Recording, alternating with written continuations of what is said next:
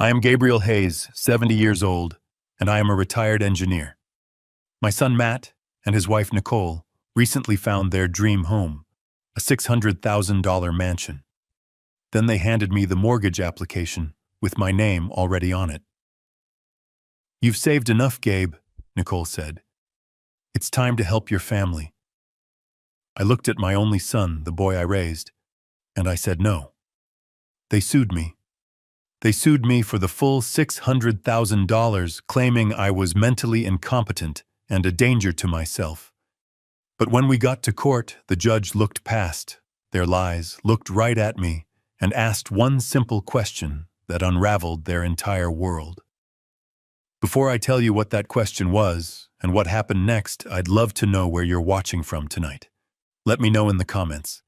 And please hit like and subscribe if you believe that family should be about respect, not just about what you can get. The spring in the filter basket of my coffee maker had finally given up. It was an old machine, a reliable workhorse that Alice, my late wife, used to curse at every morning. But it made good, strong coffee, and at 70 years old, I find more comfort in repairing old things than learning new ones. I was twisting a piece of 18-gauge wire into a makeshift coil when the back door flew open. No knock. In my house, only one person does that anymore. "We're here." Nicole's voice sharp and too loud for a Tuesday morning. She swept into my small Oregon kitchen, all perfume and bright colors, followed by my son Matt. She was holding a bottle of wine, a fancy French name I couldn't pronounce, wrapped in a gold bow. "A little something for you, Gabe," she chirped, setting it on my Formica countertop. I stared at the bottle. $80 easy. "You know I don't drink, Nicole." "Oh, silly me." She laughed, a high, brittle sound that always set my teeth on edge. "I forgot. Alice was the wine drinker, wasn't she?" "Oh well, you can save it for guests." Guests, as if I had any. Since Alice passed 5 years ago, this house had been quiet. Nicole knew that. This wasn't a gift. It was a power move. A reminder that she didn't know me and didn't care to. It was a way of saying, the old queen is dead, I'm the new one. Matt, my son, 42 years old, and looking 50, finally spoke. He always looked stressed, like a man drowning slowly, and his eyes darted around the kitchen. "How's the coffee maker, Dad?" "It'll live," I grunted, focusing on the wire. I didn't want to look at them. Their visits were never just visits. They were campaigns. "That's good," Nicole chimed in, moving between me and my workbench, physically blocking my view. "Because we have amazing news, life-changing news." I put my pliers down. I knew this tone. Life-changing was Nicole speak for expensive, and amazing meant she wanted something. "We found it, Gabe," she said, her eyes wide with a fake theatrical joy. "The perfect house." I waited. I'm an engineer by trade. I don't jump to conclusions. I wait for the data. I've spent my life analyzing stress points, weak joints, and faulty designs. And my daughter-in-law Nicole was the most poorly designed system I'd ever encountered. All flash, no foundation. "It's up on Claremont Hill," she gushed, pulling out her phone to show me pictures. 4 bedrooms, a 3-car garage, there's even a little guest cottage out back. It's us. "Sounds expensive," I said, wiping grease from my hands onto a rag. "It's an investment, Dad." Matt corrected me quickly, stepping forward. "It's what we've always talked about. A place for the grandkids. Eventually." I looked at them. Married 10 years, no grandkids. Just a lot of talk about building their brand and living their best life. Their best life always seemed to be funded by credit cards I suspected they were drowning in. "Well, son, congratulations." I turned back to my coffee maker. The conversation, as far as I was concerned, was over. "Ah," Nicole said, her voice like ice water. "That's the other part of the news." She stepped forward, blocking my light completely.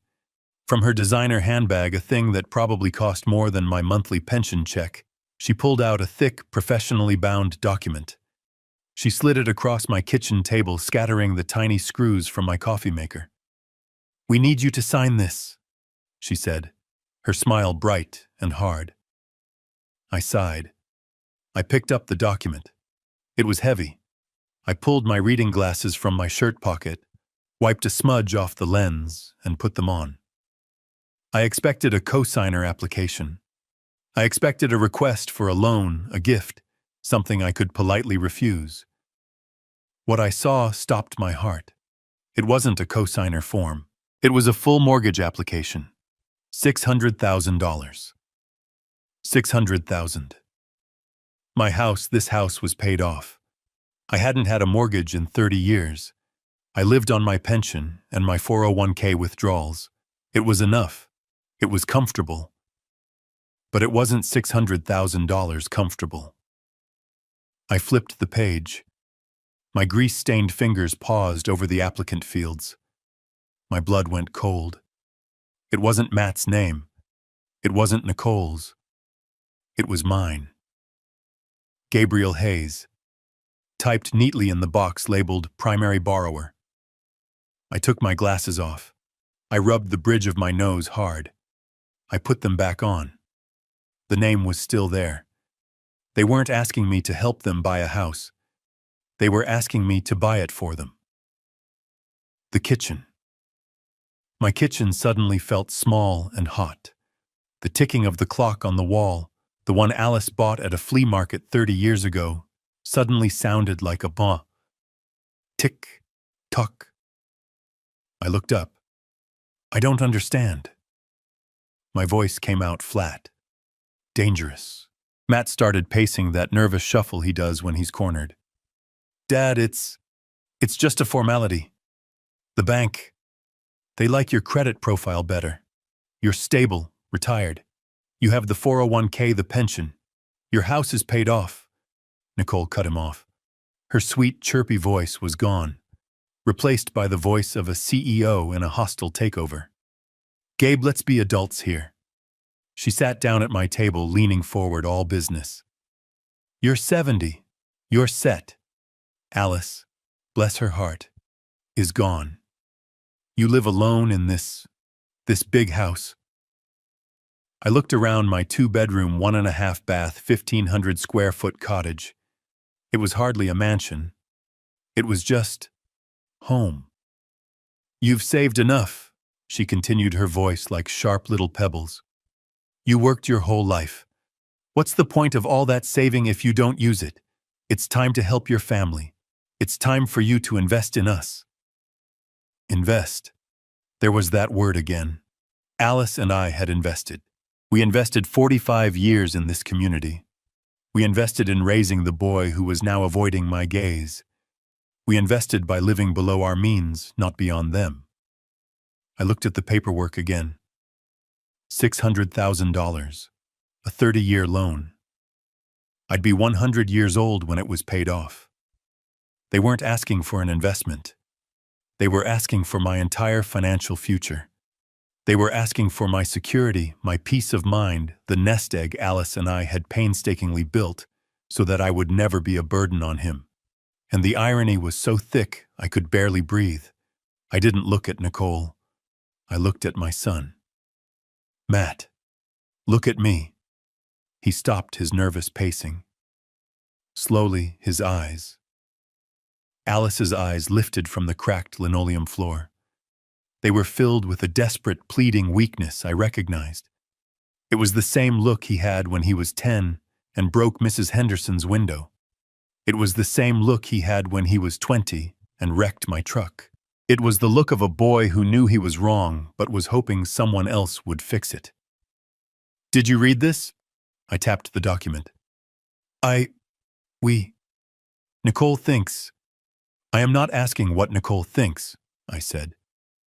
My voice was quiet, but it cut through the room like a razor. I am asking what you think. You are 42 years old, Matt. Do you think this is acceptable to bring this here to ask your 70-year-old father to sign away his security for a house you can't afford? It's not like that, Dad, he protested, but his voice was weak. She just really wants this house. You don't know how important this is to her. And there it was. The final terrible truth. My son was gone. The boy I raised, the man I thought I knew, had been replaced by this puppet. He was prioritizing his wife's wants over his father's life. He was willing to sacrifice me, his 70-year-old father, on the altar of his wife's ambition. I folded the document neatly in half. The sound was crisp, final, like a judge's gavel. I slid it back across the table. It stopped right in front of Nicole. No. The word hung in the air. The faucet was still dripping.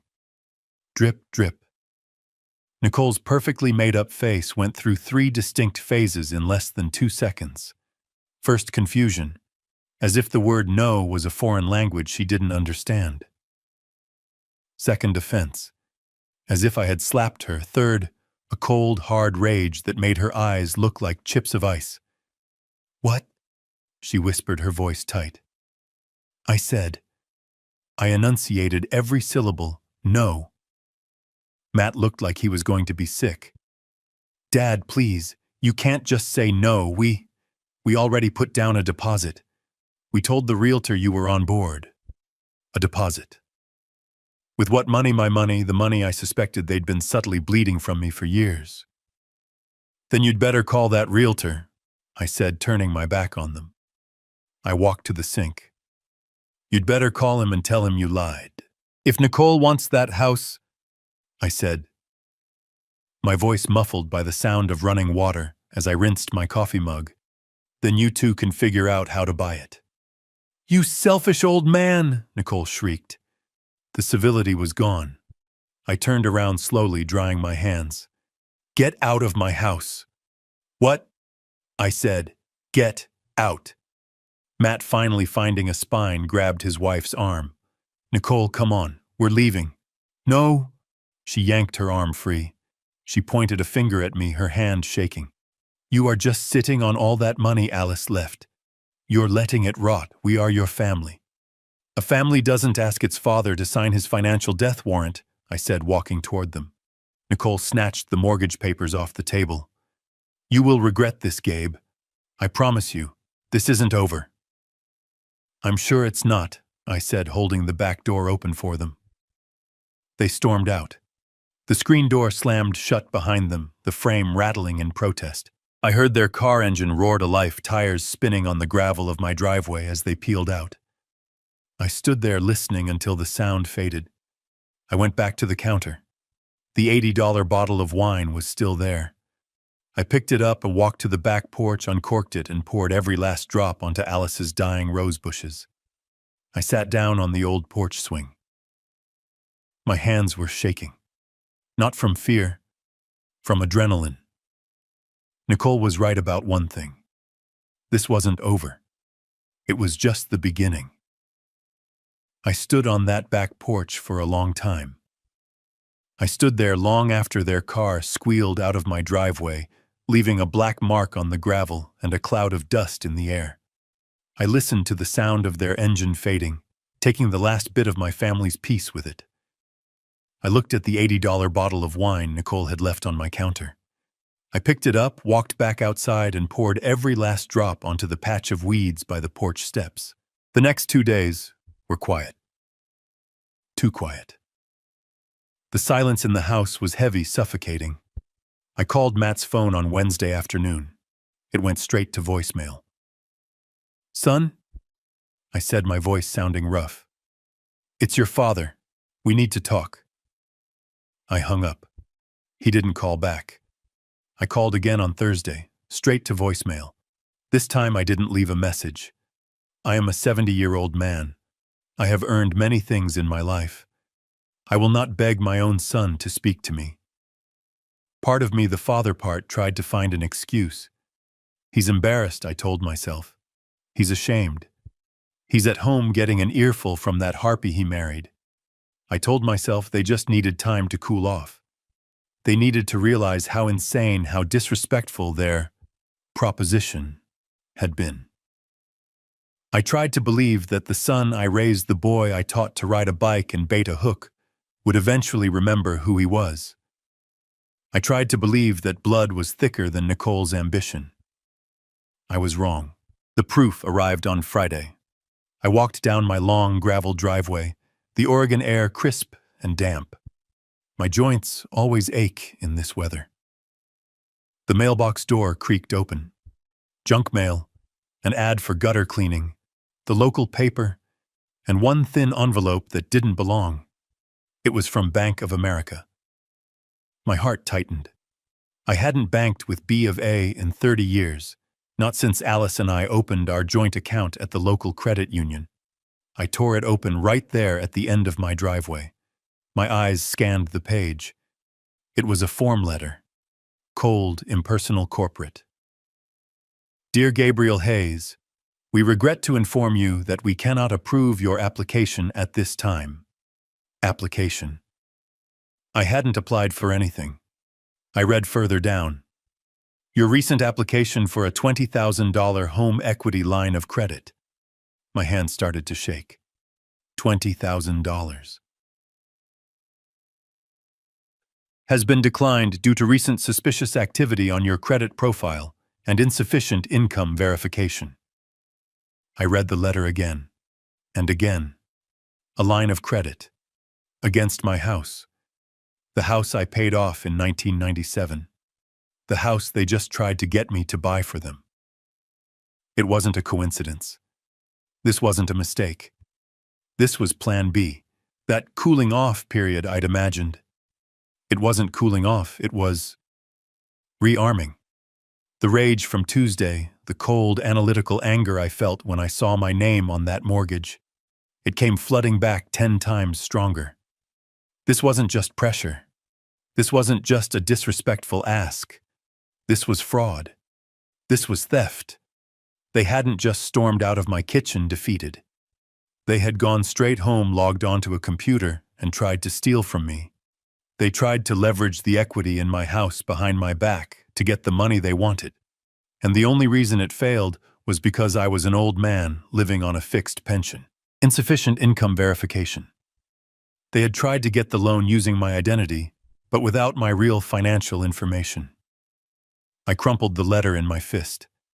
The silence of the past 3 days hadn't been shame. It had been calculation. I stood there by my mailbox, the empty road stretching out in front of me. I finally understood. I wasn't dealing with a spoiled son and his greedy wife.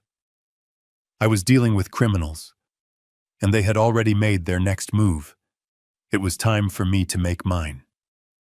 I turned around, marched back up the driveway, and went straight to my phone. I wasn't calling Matt. I was calling my bank's fraud department, and I was going to find out exactly what they had done.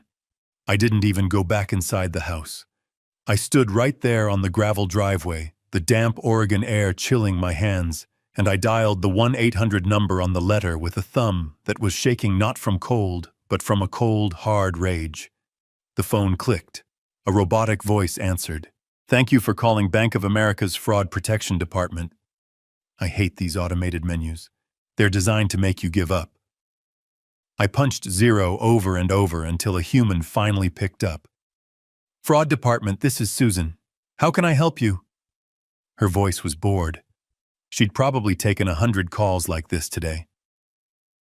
My name is Gabriel Hayes, I said, my voice steady, deceptively steady. I'm holding a rejection letter for a $20,000 line of credit that I never applied for. Oh, I'm very sorry to hear that, sir.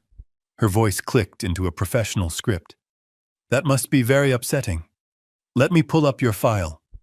Can you please confirm your social security number? I recited the 9 digits, the 9 numbers that define your entire life in this country. I felt dirty saying them out loud. It felt like a violation. Thank you, Mr. Hayes. One moment. I heard her typing. The silence on the line stretched, filled only by the sound of my own blood roaring in my ears. Okay, she said, her tone suddenly more alert. Yes, I see the application here. It was submitted online at 7:42 p.m. this past Tuesday. Tuesday. The very same day they had stormed out of my kitchen. They hadn't even waited 24 hours. They must have driven straight from my house, furious and rejected, and immediately logged on to try and steal from me, The audacity of it, the speed of it, took my breath away. "Mr. Hayes," Susan said, pulling me back. "I'm here," I said, my voice like gravel. "I want to know what information was used to submit this application." "Sir, I can't." "Susan," I interrupted, but I kept my voice calm. "I am the victim of identity theft. I need to know how compromised I am. Tell me what they used." She hesitated. "I understand. I'm noting the account for fraud." "Okay. The application was submitted using your correct full name, Gabriel Elias Hayes, your correct date of birth, and the correct social security number." "Of course. But that wasn't enough. There are always security questions." "What else?" I pressed. "What did they use for verification security questions? Mother's maiden name." There was another pause. More typing.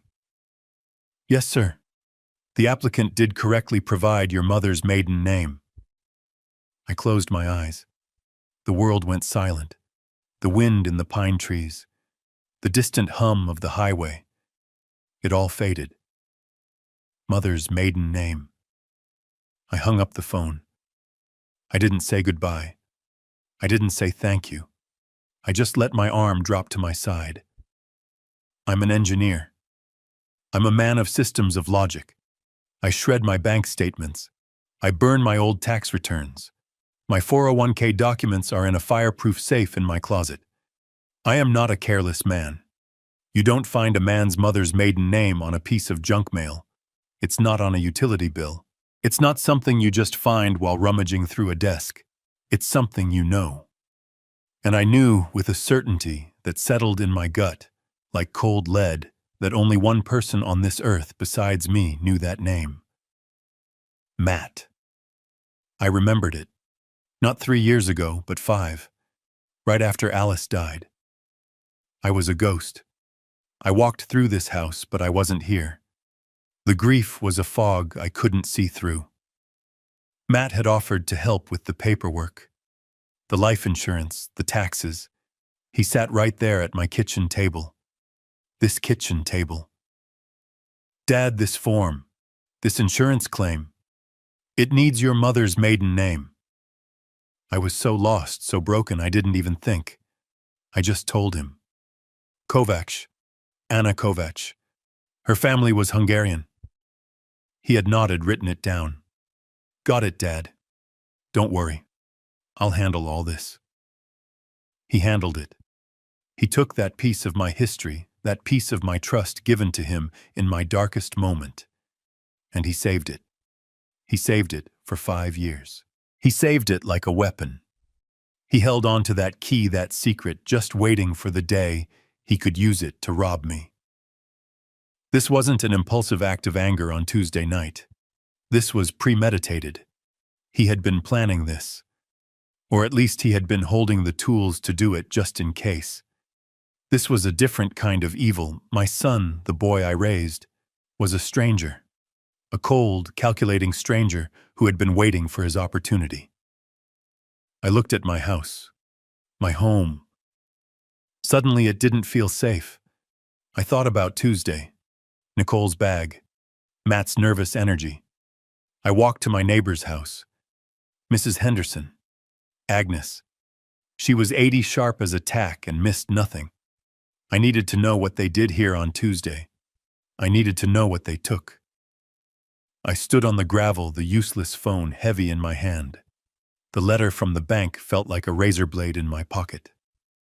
Kovacs. Anna Kovacs. He had kept that name, that sacred piece of my past, like a burglar keeps a skeleton key, waiting. I looked at my small house. The white paint was peeling, the porch swing Alice loved was listing to one side. It had always been my sanctuary. Now it felt like a crime scene. If they had my mother's maiden name, what else did they have? The mortgage application. The line of credit. They needed proof of my assets. They needed my 401k statements, my pension details. My blood turned to ice. Tuesday. They weren't just here for a minute.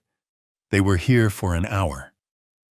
I walked fast across my patchy lawn to Mrs. Henderson's. Agnes Henderson had lived next door for 45 years. She and Alice had shared countless cups of coffee over our shared fence. Agnes was 72, sharp as a tack, and missed nothing. She was watering her prize-winning azaleas, her back to me. "Agnes," I called out. My voice was rough. She turned, her face immediately creasing with concern when she saw me. "Gabe." "Goodness, you look like you've seen a ghost. Come in, I just made coffee." "No, Agnes, I can't stay." I gripped the top rail of her fence. My knuckles were white. "I need to ask you something. It's important." She put down her watering can. "Anything, Gabe. You know that." Last Tuesday, I had a cardiology appointment in Portland. I was gone all morning." "I remember," she said, nodding. "I saw your truck leave early."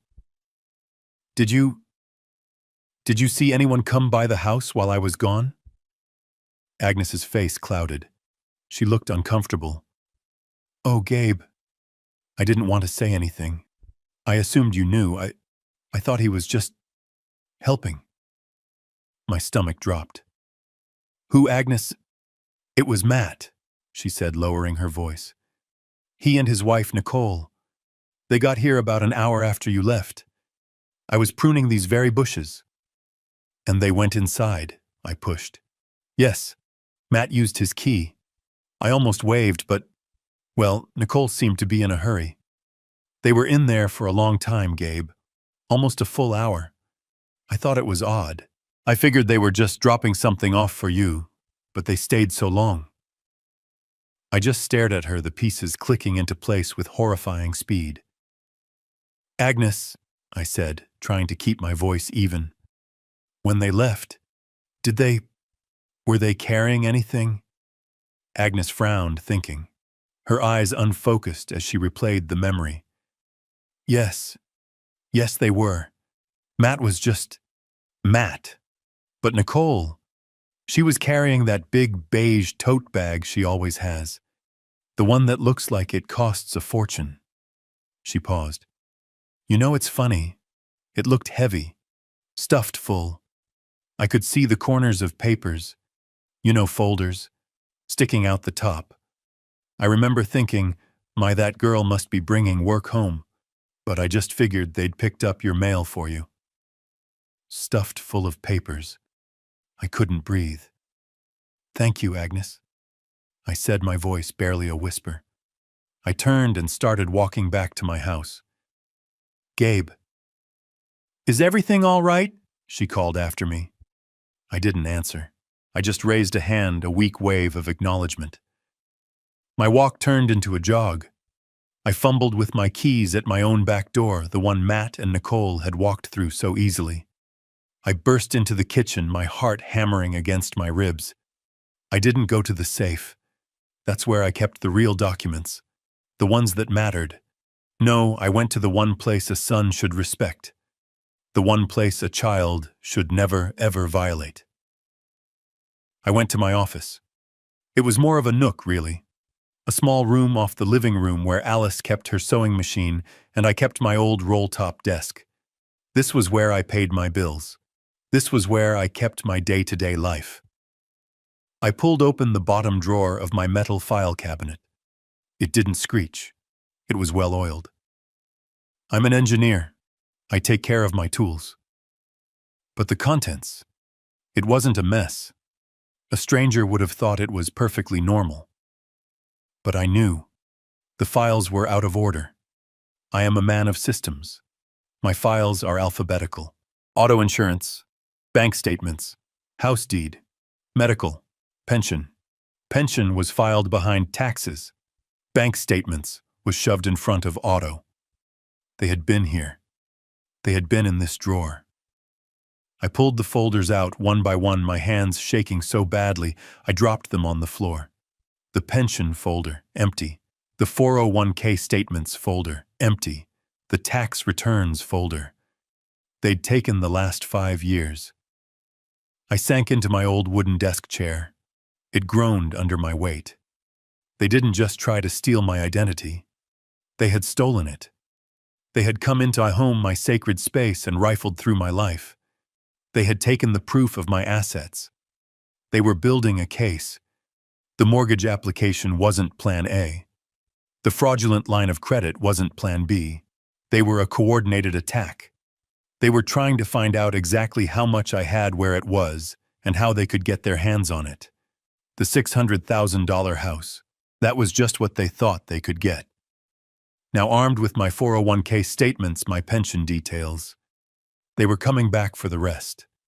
I looked at the phone on my desk. The old beige rotary phone that Alice had refused to get rid of. I felt so alone. So utterly and completely alone. This was bigger than me. This wasn't a family squabble. This wasn't a spoiled son. This was a conspiracy. I picked up the receiver. My fingers, stained with grease and shaking with rage, fumbled on the numbers. I couldn't call the police. Not yet. Not on my own son. But I knew who to call. The one man Alice had trusted as much as she trusted me. The only other man on earth who knew the truth. "Peterson Law Offices," a crisp voice answered. "Get me Peterson," I said, my voice breaking. "Tell him it's Gabe Hayes. Tell him it's happening." I didn't bother changing my clothes. I still had grease under my fingernails from that morning's coffee maker repair. It felt like a lifetime ago. I grabbed my keys, walked past my ransacked file cabinet, and didn't look back. The engine of my 1998 Ford F-150 turned over with a familiar, comforting groan. It was an old truck, reliable, honest. It had dents and scratches, and every single one had a story. It was a truck that had never lied to me. I pulled onto the 2-lane highway heading east toward Portland. The 90-minute drive was usually something I enjoyed. I'd listen to the oldies station, watch the tall Oregon pines blur past, and think about what Alice would want for dinner. Today there was no music, just the thrum of the engine and the deafening roar of my own thoughts. $50 million. And my son was trying to steal a few thousand from my 401k. I gripped the steering wheel, my knuckles white. I thought about Matt as a boy. I remembered his 10th birthday. He wanted the new Nintendo. All his friends had one. We didn't buy it for him. Instead, I took him to the workshop and we spent a month building a Pinewood Derby car. He cried at first. But when that car won first place, the look on his face, it wasn't the joy of getting something. It was the pride of building something. That's what Alice and I wanted for him. We wanted him to feel that. We wanted him to stand on his own 2 feet. We always agreed. Alice and I, we talked about it countless nights. We saw what money did to other families.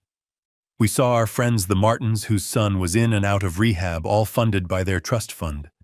We saw the Johnsons, whose daughter hadn't worked a day in her life and treated her parents like servants. "We can't let that happen to Matt Gabe," Alice had said, her voice firm, as we sat at the kitchen table signing the final trust documents all those years ago. "He has to be his own man. This money, it can't be a gift. It has to be a responsibility, or it will be a curse." So we kept the secret. We lived on my engineer's salary. We saved. We bought this house. We drove this truck. We lived a good, simple American life. And all the while, that other life, the $50 million life, was just sitting there, waiting. Now, as the skyline of Portland pushed up against the gray sky, I felt a cold knot of doubt. Had we been wrong by trying to protect him? Did we just make him hungry? By keeping him from the truth, did we accidentally create this resentment? Did he look at his simple, retired father and feel nothing but contempt? Did he think I was just a foolish old man hoarding a small nest egg when all this time I was guarding a fortress he couldn't even see? I didn't know. I didn't know the man who had rifled through my desk. I didn't know the man who had used his dead mother's insurance claim to steal my mother's maiden name. I only knew one thing. He was my son, and he had declared war on me. I pulled into the parking garage for Peterson's law firm. I didn't have a plan, but I had the truth. And I had a $50 million problem. Peterson's law firm, Peterson, Shaw and Associates, took up the top 3 floors of the tallest glass tower in Portland. It was the kind of place that smelled like old money and new carpet. The receptionist, a young woman in a sharp black blazer, looked at me over the rim of her glasses. I knew what she saw. A 70-year-old man in a worn flannel shirt, decade-old jeans and work boots that still had mud on the heels. I still had grease under my fingernails from the coffee maker. I probably looked like I had wandered into the wrong building, like I was looking for the janitor's office. "Gabriel Hayes for Mr. Peterson," I said, my voice quiet. Her eyes widened just a fraction in surprise. She checked her computer. "Oh, yes, Mr. Hayes. Of course. He's expecting you. Right this way, sir." Her "sir" was sudden a pivot from dismissal to deference. Peterson had clearly flagged my name in their system. I was led through a maze of beige walls and abstract art until we reached a corner office with a floor-to-ceiling window overlooking the entire city. And there, sitting behind a desk so large it could have doubled as a boat, was John Peterson. Peterson was my age, but he looked like he'd been carved from granite. Sharp suit, perfect hair, a mind like a steel trap. He'd been my friend since college, long before the money, long before any of it. He was the only man on earth I trusted with the truth. He stood up as I entered, a genuine smile on his face that faded as soon as he saw my expression. "Gabe," he said, shaking my hand. His grip was firm. "You look like hell. What's happened?" I didn't answer. I didn't sit down. I reached into the inner pocket of my jacket. I pulled out the folded, crumpled mortgage application and the letter from Bank of America. I laid them side by side on his pristine, polished mahogany desk. The greasy smudge from my thumb on the bank letter stood out like a scar. Peterson put on his own reading glasses. He picked up the mortgage application first. I watched his eyes scan the page, his expression hardening. He saw the $600,000 amount. He saw my name. He saw the space for my signature. Then he put it down and picked up the rejection letter for the $20,000 line of credit. He read it, his jaw tightening. He looked up at me. He didn't look shocked. He didn't look surprised. He just looked terribly, profoundly sad. "So," he said, his voice a low rumble, "it started." He took off his glasses and rubbed his eyes. "I was afraid this day would come, Gabe. I truly was. I kept hoping Matt would grow up, that he'd find his own way. He found a way, all right," I said, my voice thick with anger. "He found his way into my file cabinet. He used his mother's death to get my mother's maiden name. He's been planning this, John." Peterson nodded slowly. "They get desperate. The children always get desperate."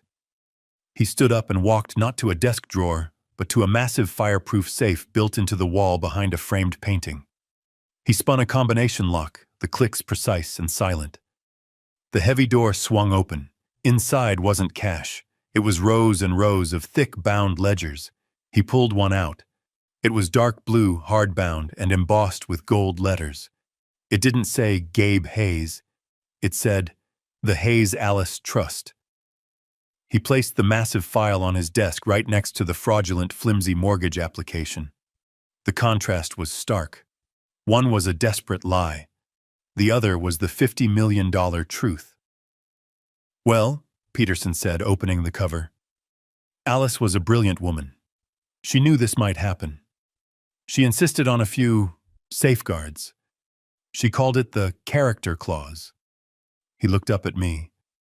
"The question is, Gabe, are you ready to use it?" Peterson ran his hand over the heavy blue ledger. It was embossed with gold letters, "The Hayes Alice Trust." "Alice was brilliant," he said, his voice a low rumble in the quiet, expensive office. She always knew, this day might come." I just nodded. My throat was too tight to speak. Alice always knew. She knew me better than I knew myself. and she knew our son. Let me explain something. Something my son Matt never knew. Something I never told anyone in our small Oregon town.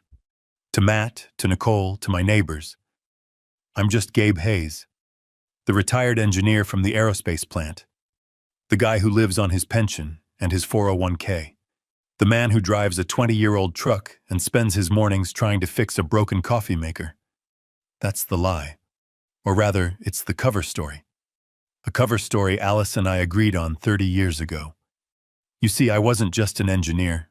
I was a very, very good one. Back in the early 80s, long before I went to work for the big plant, I was working in my own garage. I was tinkering. I was obsessed with a single problem: high-temperature friction in turbine engines, and I solved it. I developed a new metal alloy, a ceramic metallic composite that could withstand temperatures that would turn steel to soup. It was lightweight, self-lubricating, and nearly indestructible. I patented it.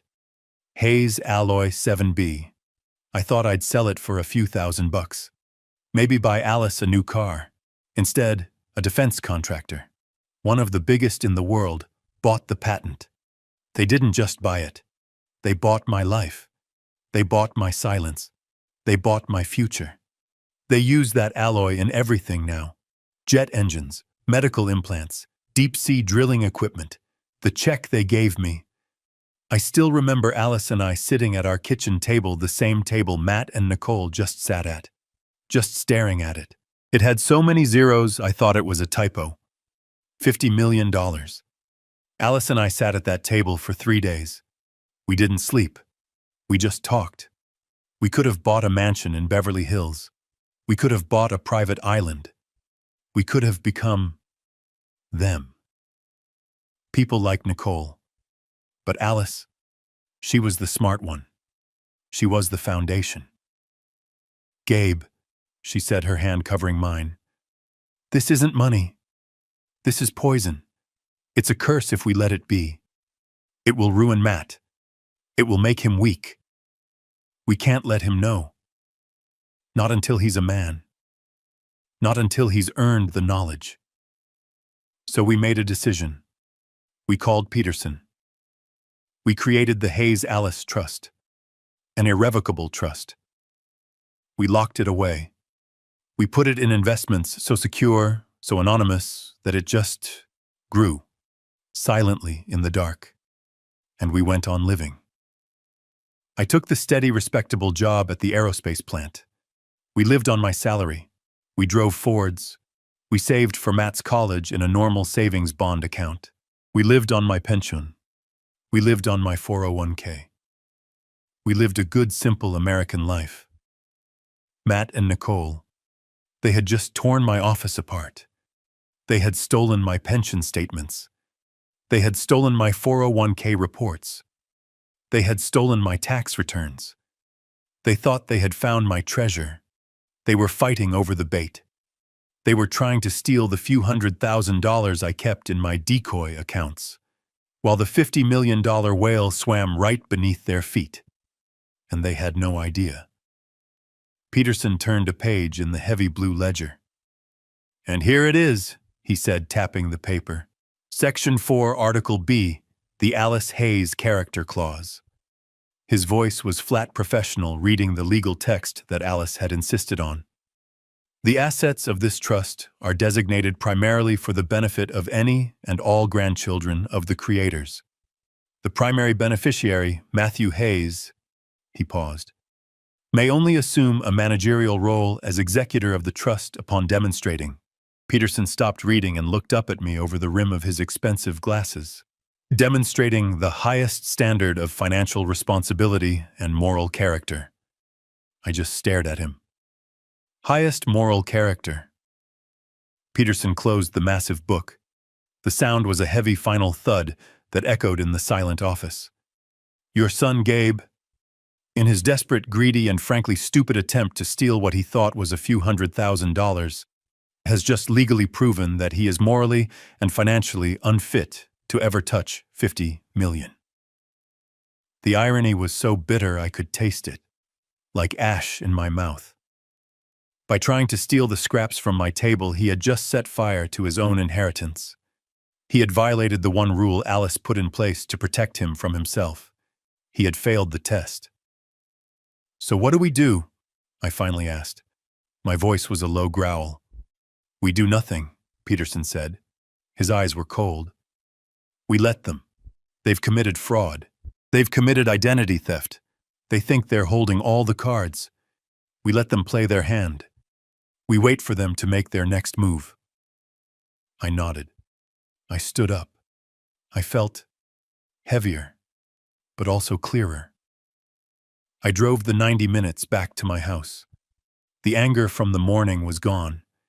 It had been replaced by something cold, something hard.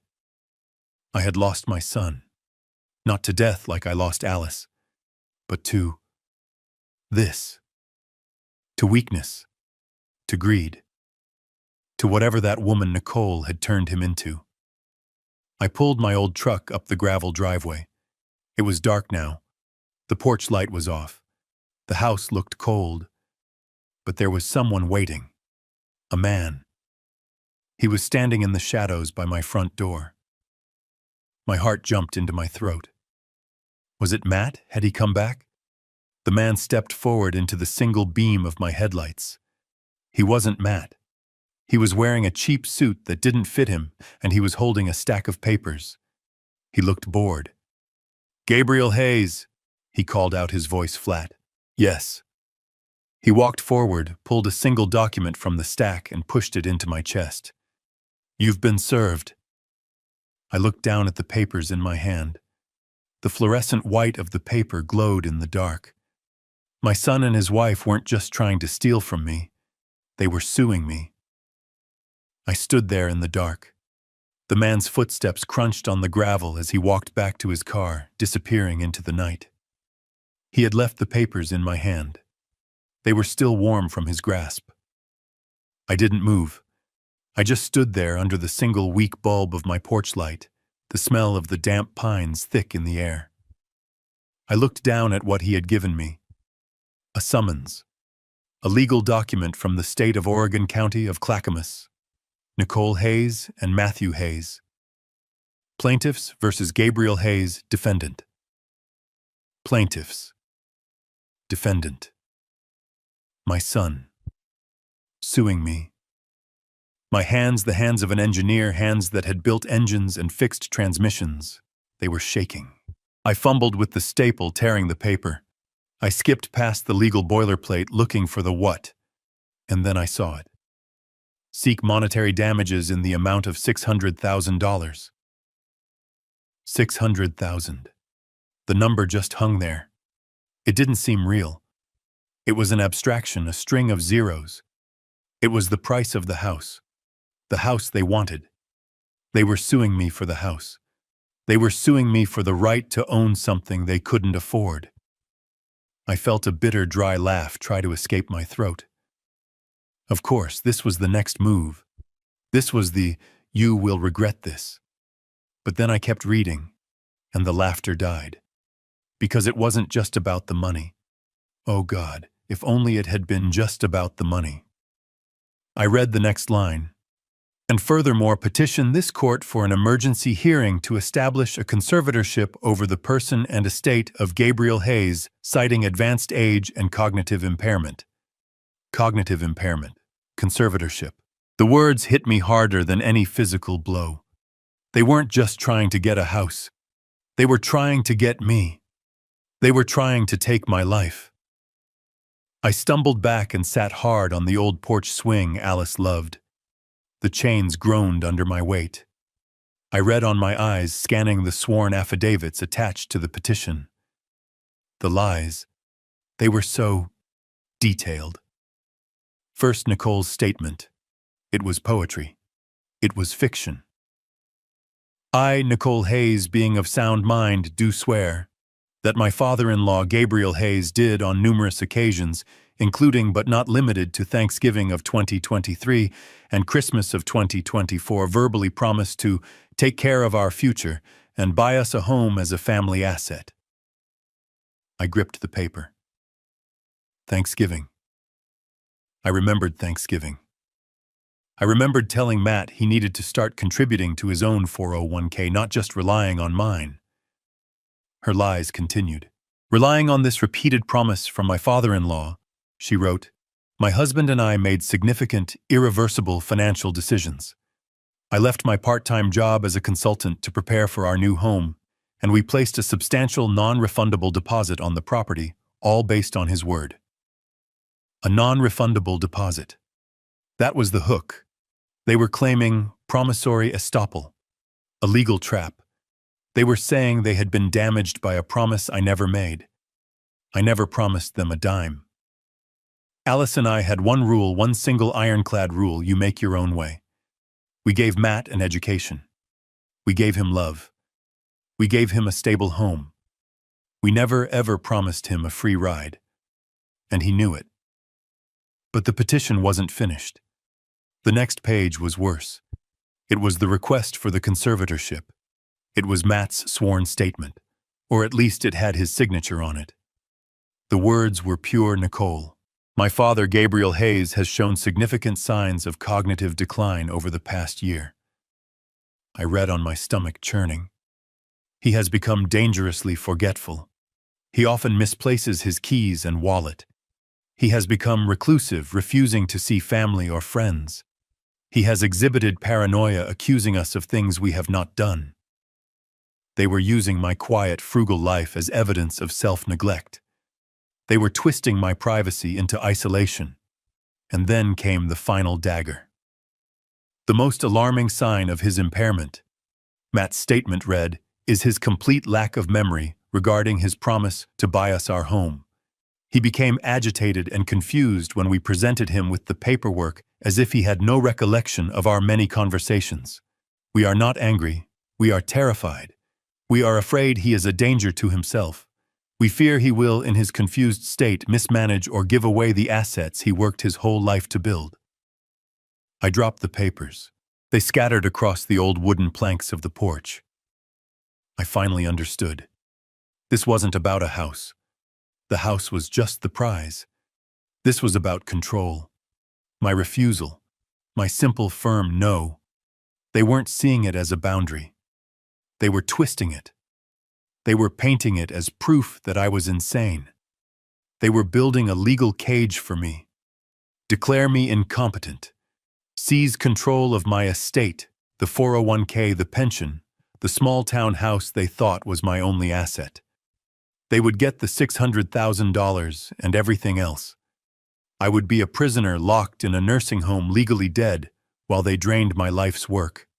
And the beauty of their plan, the truly evil genius of it, was that the very act of me fighting back, of me getting angry, of me saying they were conspiring against me, would just be more proof of my paranoia. They had backed me into a corner. I sat there for a long time, the cold night air seeping into my bones. The porch swing was silent. They thought they were dealing with a forgetful, simple old man. They thought they had trapped me. They had just made the single biggest mistake of their lives. They thought I was weak. They forgot. I'm an engineer. I don't just fix machines. I find weak points. I analyze systems.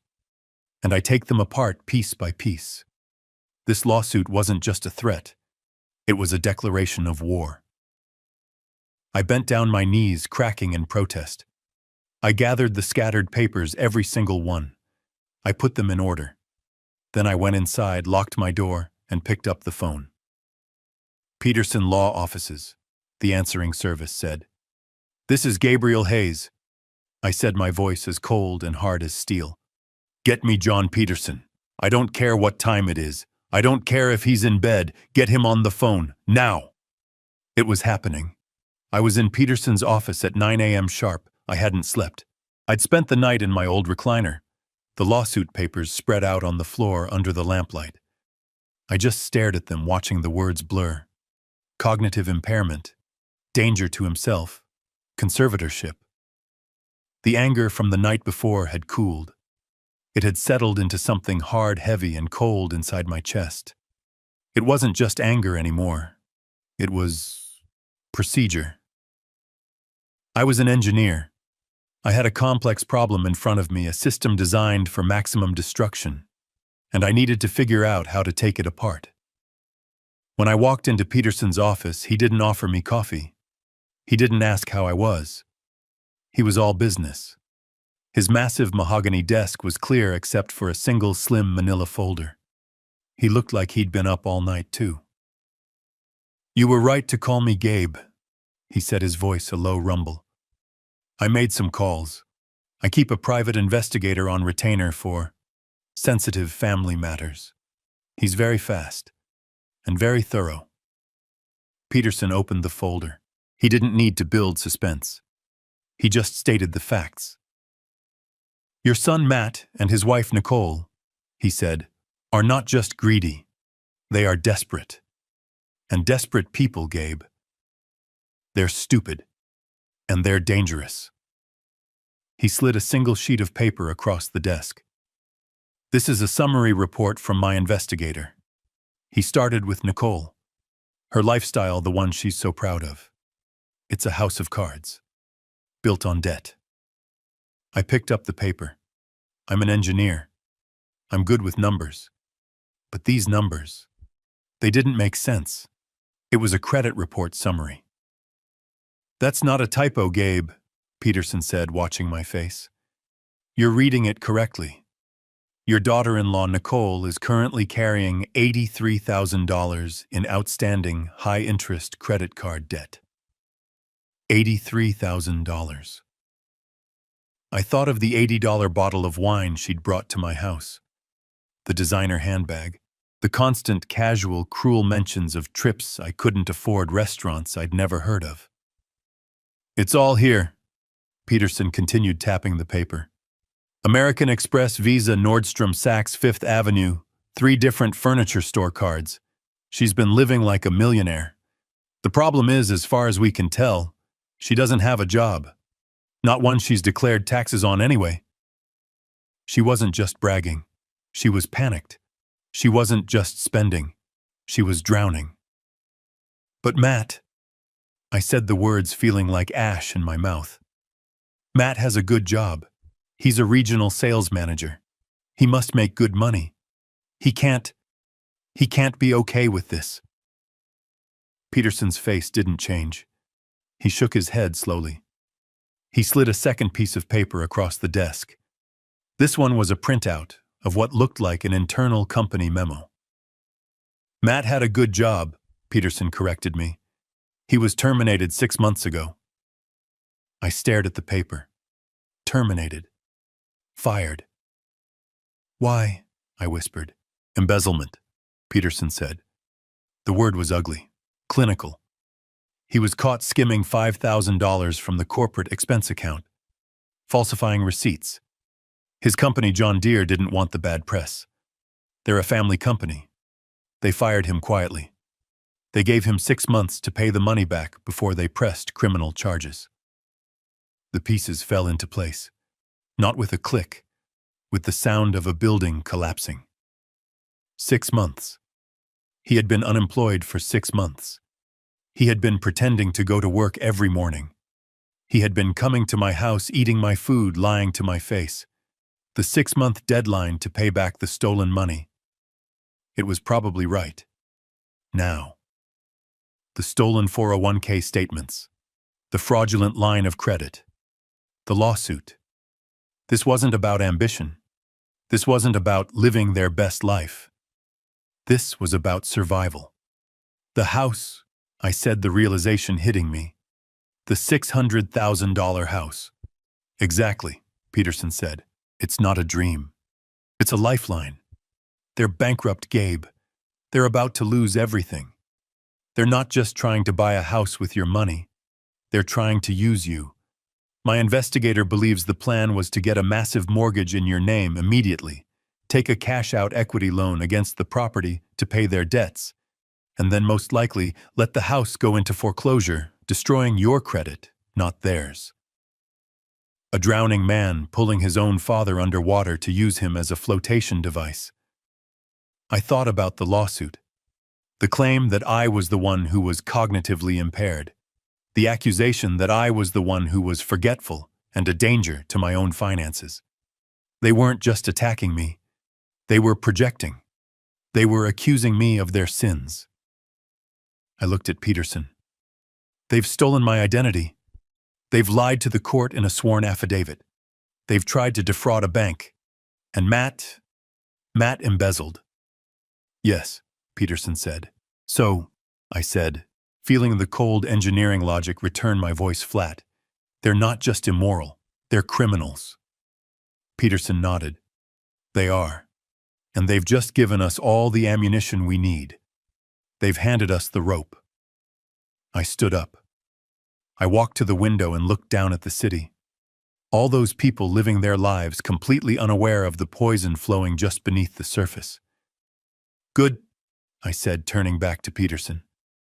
Because they don't know who they're dealing with. They think I'm a forgetful old man living on a pension. They think I'm weak. They think they've trapped me. I looked at the folder on his desk. The Hayes Alice Trust. The $50 million secret. They have no idea what's coming for them. Peterson allowed himself a thin, cold smile. No, Gabe. They really don't. I got home from Peterson's office with the investigator's report in my briefcase. The house was cold. The coffee maker was still in pieces on the counter. I sat at the kitchen table. The lawsuit papers were spread out on the worn formica. Cognitive impairment. Danger to himself. Conservatorship. The words seemed to pulse in the quiet room. My phone rang. It vibrated on the tabletop, a harsh buzzing sound that made my teeth ache. I looked at the screen. Matt. I let it ring 3 times, each buzz echoing the hollow space where my trust used to be. Then I picked up. I didn't say hello, I just waited. Dad. His voice was small, hesitant. Not the voice of a confident sales manager. Not the voice of a man suing his father. It was the voice of a child testing the waters. What is it, Matt? My voice was flat. Dad, look, Nicole and I, we've been talking. This whole thing has it's gone too far. I waited. I knew this tone. This was the prelude to a request. This lawsuit, he said, rushing his words. It's just paperwork. It's lawyers being lawyers. We don't want this. Nicole doesn't want this. We just want the house. I could hear Nicole whispering in the background, sharp and urgent. Tell him the deal. Look, Dad. Matt said, his voice suddenly stronger, rehearsed. We can make this all go away. Right now. We call the lawyers. We drop the lawsuit. We drop the conservatorship petition. Everything. It all goes back to normal. All you have to do is sign the mortgage papers. I almost laughed. A dry, bitter sound. It was so arrogant. So stupid. They thought they could file a legal document attempting to strip me of my rights as a human being and then use it as a negotiating tactic. They thought they could accuse me in a court of law of being mentally incompetent and then offer to take it back if I gave them $600,000. It was the logic of a kidnapper. Give us the ransom and we'll return the hostage. The hostage was me. And as I sat there listening to my son's pathetic, manipulative plea, I suddenly remembered another time. Matt was 10. My wallet was on the dresser. Alice and I were getting ready for church. I went to get it, and I noticed the cash was gone. $20. I knew it was Matt. I just knew. I confronted him. He did exactly what he was doing now. He lied. He cried. He denied it. I don't know, Dad. Maybe it fell out. I was soft. I was the dad. I was ready to let it go, but Alice was the foundation. She was the steel. She grabbed the empty wallet, walked into his room, and just stood there. She didn't yell. She just waited. She waited until he broke. He finally pulled the crumpled $20 bill from under his mattress. he sobbed. I just wanted the new video game, everyone else has it. I wanted to hug him. I wanted to say it was okay. Alice didn't move. She looked at him, her eyes clear and hard as diamonds. You will pay it back, she said. Not shouting, just fact. You will mow Mrs. Henderson's lawn. You will wash my car. You will stack firewood. You will work until you have earned $20, and you will give it back to your father. We do not raise thieves in this house. It took him 3 weeks. 3 weeks of blisters and sweat. When he finally handed me that worn, sweaty $20 bill, he was crying again. But they were different tears.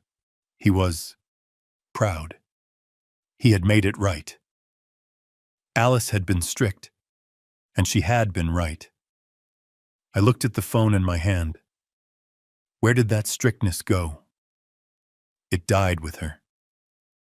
After Alice passed, I was the only one left, and I was just the soft dad. I was the one who wanted to fix things. I was the one who saw his sadness and just wanted him to be happy. I paid off his credit card debt when he got in a little trouble after college. I co-signed for his first apartment. I loaned him money for his wedding to Nicole, money I knew I'd never see again. I hadn't been a father. I had been an enabler.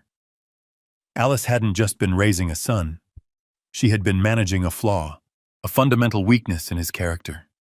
And when she died, the dam broke. I hadn't just lost my wife 5 years ago. I had lost my son, too. I just didn't know it until now. This monster on the phone. He wasn't created by Nicole. He was allowed by me. Dad. Matt's voice was tinny nervous. Dad, are you there? Did you hear me? It's a good deal. We'll drop the lawsuit. You just have to sign. The memory of Alice, of her strength, her iron will. It settled over me like a cloak. I finally understood what she would have done. She would have made him face the consequences. My softness was the disease. It was time for the cure. No, I said. What, Dad? It's a good deal. Everyone wins. No, I said again, and this time my voice wasn't weak. It wasn't the voice of a soft, grieving widower. It was the voice of Gabriel Hayes, the engineer, the man who built things that last. You filed a lawsuit, Matt, I said, my voice cold. You signed your name to a document that calls me insane. You accused me of being a paranoid old fool. Dad, that was just lawyer talk, he said, his voice rising in panic. It didn't mean anything. It meant everything, I said. You put this in front of a judge. You wanted the court's opinion. Now, you're going to get it. Dad, no. Wait, we can fix this. Don't do this. I'll see you in court, son. I hung up the phone. I looked at the lawsuit papers. I looked at Peterson's report. The battle was just beginning, and I was finally ready to fight. I hung up on Matt. I'll see you in court. The words tasted like acid. I needed air. I needed normal. My truck felt like a cage. Peterson's office was a fortress, and my house was a crime scene. I needed normal. I drove to the Roundup Cafe. It's a small place on Main Street. I've been eating breakfast there every Friday for 30 years. Alice and I had our own booth. Booth number 4, the one by the window. After she passed, I kept coming. It was routine. It was comfort. The bell over the door chimed just like it always does, and the entire cafe went silent. It wasn't just a lull in conversation. It was a stop. Forks on plates stopped scraping. Conversations died mid-word. It was the kind of silence you get when a cop walks into a rough bar or when the town pariah walks into church. Brenda, the owner, was behind the counter. She's a tough woman my age who's probably poured me 1,000 cups of coffee. She usually yells, "Hey Gabe," the usual. She didn't yell, she saw me. Her face tightened, and she immediately looked down, busying herself by wiping a counter that was already clean. I felt cold. a chill that had nothing to do with the Oregon weather. I walked toward my booth. I could feel the eyes on me. Every person in that diner, the ranchers in their work coats, the old-timers at the counter, they were staring. I slid into booth number 4. The vinyl was cracked in the same places. It still smelled like maple syrup and old coffee, but it felt wrong. It felt hostile. Brenda finally came over. She wasn't carrying a coffee pot. She was holding a menu I hadn't looked at since 1995. "Can I help you, Mr. Hayes?" she asked. "Mr. Hayes, not Gabe, not the usual. Mr. Hayes." I looked up at her. Her face was a polite professional mask. The warmth I'd known for 30 years was gone. "Brenda," I said, my voice confused. "It's me, Gabe." "I know who you are, sir," she said, her voice flat. "What can I get you?" Just the usual, Brenda. Black coffee." "Right away." She turned and walked off. She didn't stop to chat. She didn't ask about the truck. She didn't mention the rain. She came back, slapped the mug down so hard the coffee sloshed onto the saucer, and left. The silence in the cafe broke, but it didn't go back to normal. It was replaced by a low, buzzing murmur. Whispers. I tried to ignore it. I tried to drink my coffee. It tasted burnt. I picked up the local paper, but I couldn't read the words. I was listening. I couldn't help it. "Suing his own son," I heard from the booth behind me. No, that was wrong. They were suing me. "Poor Nicole," a woman's voice said from the counter. She just looked devastated. Said they're just trying to help him. Brenda said he promised them a house. $600,000. And now he's claiming he doesn't remember. Just forgot. Like it was nothing. It's the confusion that's what I heard. Sad, really. He was always such a nice man. Confusion, forgot. Sad. The words from the lawsuit. I felt my stomach clench. This wasn't just diner gossip. This was a campaign. This was Nicole. She hadn't just filed a lawsuit. She had gone to work. She had come here. She had sat at this counter. And she had cried. She had cried her crocodile tears and told them all her story. The story of the forgetful, cruel old father-in-law and the loving, worried children who just wanted to help. She was poisoning the well. She was turning my town, my home, against me. This wasn't just about winning in court. This was about destroying my reputation. It was about isolating me. It was about making sure that when I did fight back, everyone in town would just nod sadly and say, "See, he is paranoid. He is confused. Poor man." She was building her case in the court of public opinion. I looked up from my coffee. At the counter, Bill and Jerry, my fishing buddies, were finishing their eggs. They saw me looking. Bill dropped his gaze. "Jerry," he turned his back, deliberately. That was it. That was the final nail. They had known me for 40 years. We had buried friends together. We had watched our children grow up. And one tearful, slanderous story from a 40-year-old woman they barely knew. And I was out. I was the crazy old man. I pulled a $5 bill from my wallet and dropped it on the table. The coffee was untouched. I stood up. The whispering stopped again. That heavy, judgmental silence fell over the room. I walked toward the door. I didn't run. I am Gabriel Hayes. I am not a coward. I walked slowly, my head held high, feeling every single pair of eyes on my back. I pushed the door open. The bell chimed, announcing my exit. I stepped out into the cold, clean air.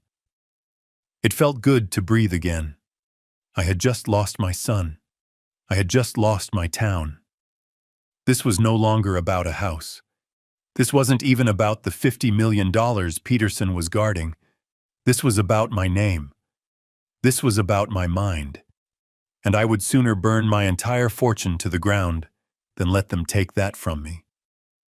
I drove home from the Roundup Cafe. The 10-minute drive felt like an hour. My town, my friends, my home. Nicole had done it.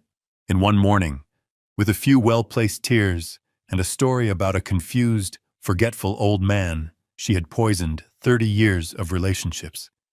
She had turned me into a pariah. I sat in my truck in my own driveway for a long time. I looked at my house. It didn't feel like mine anymore. It felt like a fishbowl. I felt the eyes of my neighbors. Agnes Henderson's curtains twitched. I wondered if Nicole had gotten to her too. I felt trapped. I finally went inside and locked the deadbolt. A useless gesture. The invasion had already happened. I was sitting in my old recliner, the silent house pressing in on me when the knock came. It wasn't a friendly knock. It wasn't Matt forgetting his key. It wasn't Agnes with a slice of pie. It was a sharp, official rap. The kind of knock that means you don't have a choice about answering. I opened the door. A woman was standing on my porch. She was in her late 30s, wearing a navy blue pantsuit, sensible shoes, and an expression that was completely blank. She held a clipboard like a shield. "Mr. Gabriel Hayes?" she asked. Her voice was flat. "Yes." She held up a laminated ID badge. "My name is Ms. Evans. I'm with Adult Protective Services." The words just hung there in the cold afternoon air. Adult Protective Services. My stomach turned to ice. This was it. This was the next step in their attack. They hadn't just told people I was crazy. They had reported me to the government. "May I come in, Mr. Hayes?" It wasn't a question. I stepped aside. I felt like a criminal in my own home. She walked in, not wiping her feet, her eyes scanning everything. She didn't look at my family photos. She didn't look at the beautiful ship in a bottle I spent a winter building. She looked at the dust on the end table. She looked at the stack of old newspapers by my chair. She sat at my kitchen table, the same table where Matt and Nicole had sat just days before. She placed her clipboard down. "Mr. Hayes," she began, her voice a monotone drone. "We received a detailed report this morning, an anonymous report, expressing serious concern for your welfare." Anonymous. I almost laughed. I could hear Nicole's voice in that word, the feigned concern, the crocodile tears. "The report alleges," she consulted her notes, "severe self-neglect, social isolation, and signs of increasing paranoia." Paranoia. There was that word again, the word from the lawsuit. "I'm fine," I said. My voice was rough. "That's what we're here to determine," Ms. Evans said, clicking her pen. "I just need to ask you a few routine questions. This is for your own protection, sir." The humiliation felt like a physical weight pressing me down into the chair. This woman half my age was here to protect me from myself, all based on the lies of a desperate, greedy woman and the son who enabled her. "What did you have for breakfast today, Mr. Hayes?" The question caught me off guard. "What? Your breakfast?" she repeated, her eyes unblinking. "The report says you're not eating properly." I thought back. The coffee maker. The call from the bank. The trip to the diner. The coffee I hadn't drunk. "I had coffee," I said. "I wasn't hungry." She wrote something down. I could hear the scratch of her pen. It sounded deafeningly loud. "Are you taking all your prescribed medications?" I held up my hands. "I take one pill, for blood pressure, every morning. I haven't missed a day in 10 years. She wrote, "The report says you've been confused, forgetful. Are you aware of what day it is, Mr. Hayes?" I stared at her. "It's Friday." "And the month?" "It's October. It's October 19th. And the year? It's 2025. And who is the President of the United States? I gave her the name. I felt my face flush with anger. I am an engineer. I designed fuel system components for aerospace. I have balanced budgets that could buy this entire neighborhood. And this woman, this bureaucrat, was asking me if I knew what year it was. She just nodded, writing. Mr. Hayes, she said, her voice softening, but it was a clinical false softness. The report also mentions paranoia. It says you believe your family is conspiring against you. Do you often feel that people are watching you or plotting against you? And there it was. The trap. The perfect, elegant, inescapable trap. How do I answer that? If I say no, I'm lying. If I say yes, my son and his wife are conspiring against me, they are trying to steal my house, they did steal my identity. What does that sound like to her? It sounds like paranoia. It confirms their entire case. Every word of truth I could say would be twisted and used as a weapon against me as proof of my insanity. I looked at Mrs. Evans. She was just doing her job. A job fueled by the lies of my son. I took a slow breath. Ms. Evans, I said, my voice quiet. I believe I am a private person, and I believe my privacy is being violated. But I am not paranoid. She just wrote something down. I understand. Now, Mr. Hayes, I do need to take a quick look around your home, just to verify the living conditions. Standard procedure. She stood up. She didn't wait for permission. I had to follow her. I felt like a visitor, a suspect. I watched this stranger walk through my life, judging every corner of it. She walked into the kitchen. She opened my refrigerator. There isn't much food in here, Mr. Hayes. Her voice echoed slightly. I live alone, I said, my voice tight. I shop every 3 days. I don't like food to go bad. I bought groceries 2 days ago. There's eggs, milk, some vegetables. She didn't reply. She just closed the door. She went to my bathroom. My bathroom. She looked in the medicine cabinet. She saw my blood pressure pills, my shaving cream, my deodorant. She was checking to see if I was capable. Then she went to my bedroom. My bed was unmade. I hadn't made it. I had been reeling from the lawsuit. I hadn't seen the point. She made a note. Unkempt sleeping area. And that was when something inside me finally snapped. I didn't yell. I didn't move. But the memory hit me so hard I almost staggered. This room, this exact room, this was the room where Alice spent her last 5 years. This was the room where I had set up the hospice bed. This was the room where I kept the whiteboard with her medication schedule written out every 2 hours, day and night. This was the room I kept immaculate. I learned to change IV bags. I managed her painkillers. I sat in that very chair in the corner, holding her hand for 1,825 nights. I had been a caregiver. I had kept another human being alive, comfortable and dignified through the worst battle of her life. And this woman, this stranger, sent here by the son I raised while I was caring for his mother, was standing in my bedroom marking me down as unclean because my bed wasn't made. The rage was so pure, so white-hot, I thought it would burn me from the inside out. I said nothing. Ms. Evans finally clicked her pen shut.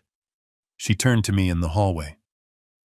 Mr. Hayes, she said back to her neutral bureaucratic tone, the report from your family is detailed, and while you present as coherent, there is a significant discrepancy between their claims and your presentation. There's a discrepancy because they are lying, I said, my voice shaking with contained fury. That's one possibility, she said, not blinking. The other possibility is that you are suffering from anosognosia, a condition where you are unaware of your own deficit. Anosognosia, a clinical-sounding word for crazy. Your family has filed a formal petition with the court for conservatorship, she said. The report I file today will be added to that case. Given the conflicting information, I am legally obligated to recommend a full, independent cognitive and psychiatric evaluation. She expected me to fight her. She expected me to yell, to refuse, to prove I was the paranoid, agitated old man they said I was. I did the opposite. I took a deep breath. I smoothed the front of my flannel shirt. Good, I said. Ms. Evans blinked. Good? Yes, good. I looked her right in the eye. Set it up. I want the full evaluation. I want the best psychiatrist you have. I want the most thorough, invasive, difficult test in your arsenal. Her professional mask slipped. She looked confused. I have nothing to hide, Ms. Evans, I said, opening the front door for her. My family wanted a fight. They've been attacking me from the shadows. I smiled. It wasn't a nice smile. I can't wait to fight them in the light. Ms. Evans left. I stood in my hallway, the silence of the house rushing back in. But it was different now. It was the silence of a home that had been violated, inspected, and judged. I walked into my bedroom and looked at the unmade bed, the indentation on the pillow where my head had been. Unkempt sleeping area. I felt a cold, clean rage, an engineer's rage. It wasn't hot. It was precise. The evaluation was scheduled for the following Monday. It was 3 hours of methodical insults. A psychologist, a man younger than my son, asked me questions in a soft, condescending voice. Can you draw me a clock, Mr. Hayes? Set the hands to 11:10. I drew the clock. I'm going to give you 5 words. I want you to remember them. Person, woman, man, camera, TV. I'll ask you for them again in 15 minutes. I nodded. I listened to his questions. I answered. I repeated his 5 stupid words. I subtracted 7 from 100 over and over all the way down. At the end, he sighed, putting his own clipboard down. Well, Mr. Hayes, he said, sounding almost disappointed, your cognitive function is perfectly normal. In fact, your recall and logic scores are in the 99th percentile for your age group. You're sharper than most 50-year-olds I see. The Adult Protective Services case was officially closed 2 days later. No findings of impairment. Case closed. I thought for one foolish, naive second that this would be the end. I thought Matt and Nicole, faced with an official report stating I was perfectly sane, would be ashamed. I thought they would retreat. I was wrong. They weren't ashamed.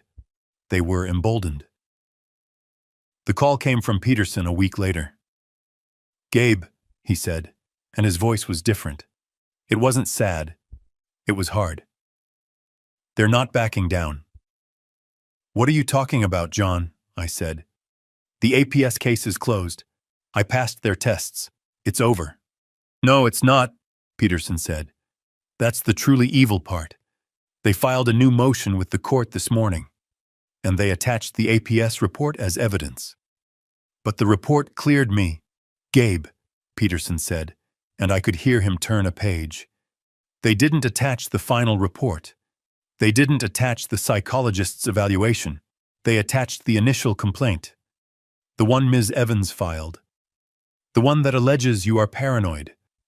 The one that recommends an evaluation. They're presenting the accusation as if it's the finding. I sat down. My legs went weak. They are using their own slander, I whispered, as corroborating evidence for their lawsuit. It's a classic dirty move, Peterson said. They're painting a picture for the judge. Look, Your Honor, we're not the only ones worried. Even APS had to get involved. He's a ticking time bomb. He's paranoid. He's a danger to himself. They're building a cage of lies, and every time you get angry, every time you rightfully accuse them, you just give them more proof that you're unstable. I looked out my window. I saw Agnes Henderson bringing in her mail. She didn't look my way. The poison was still working. So what do we do, John?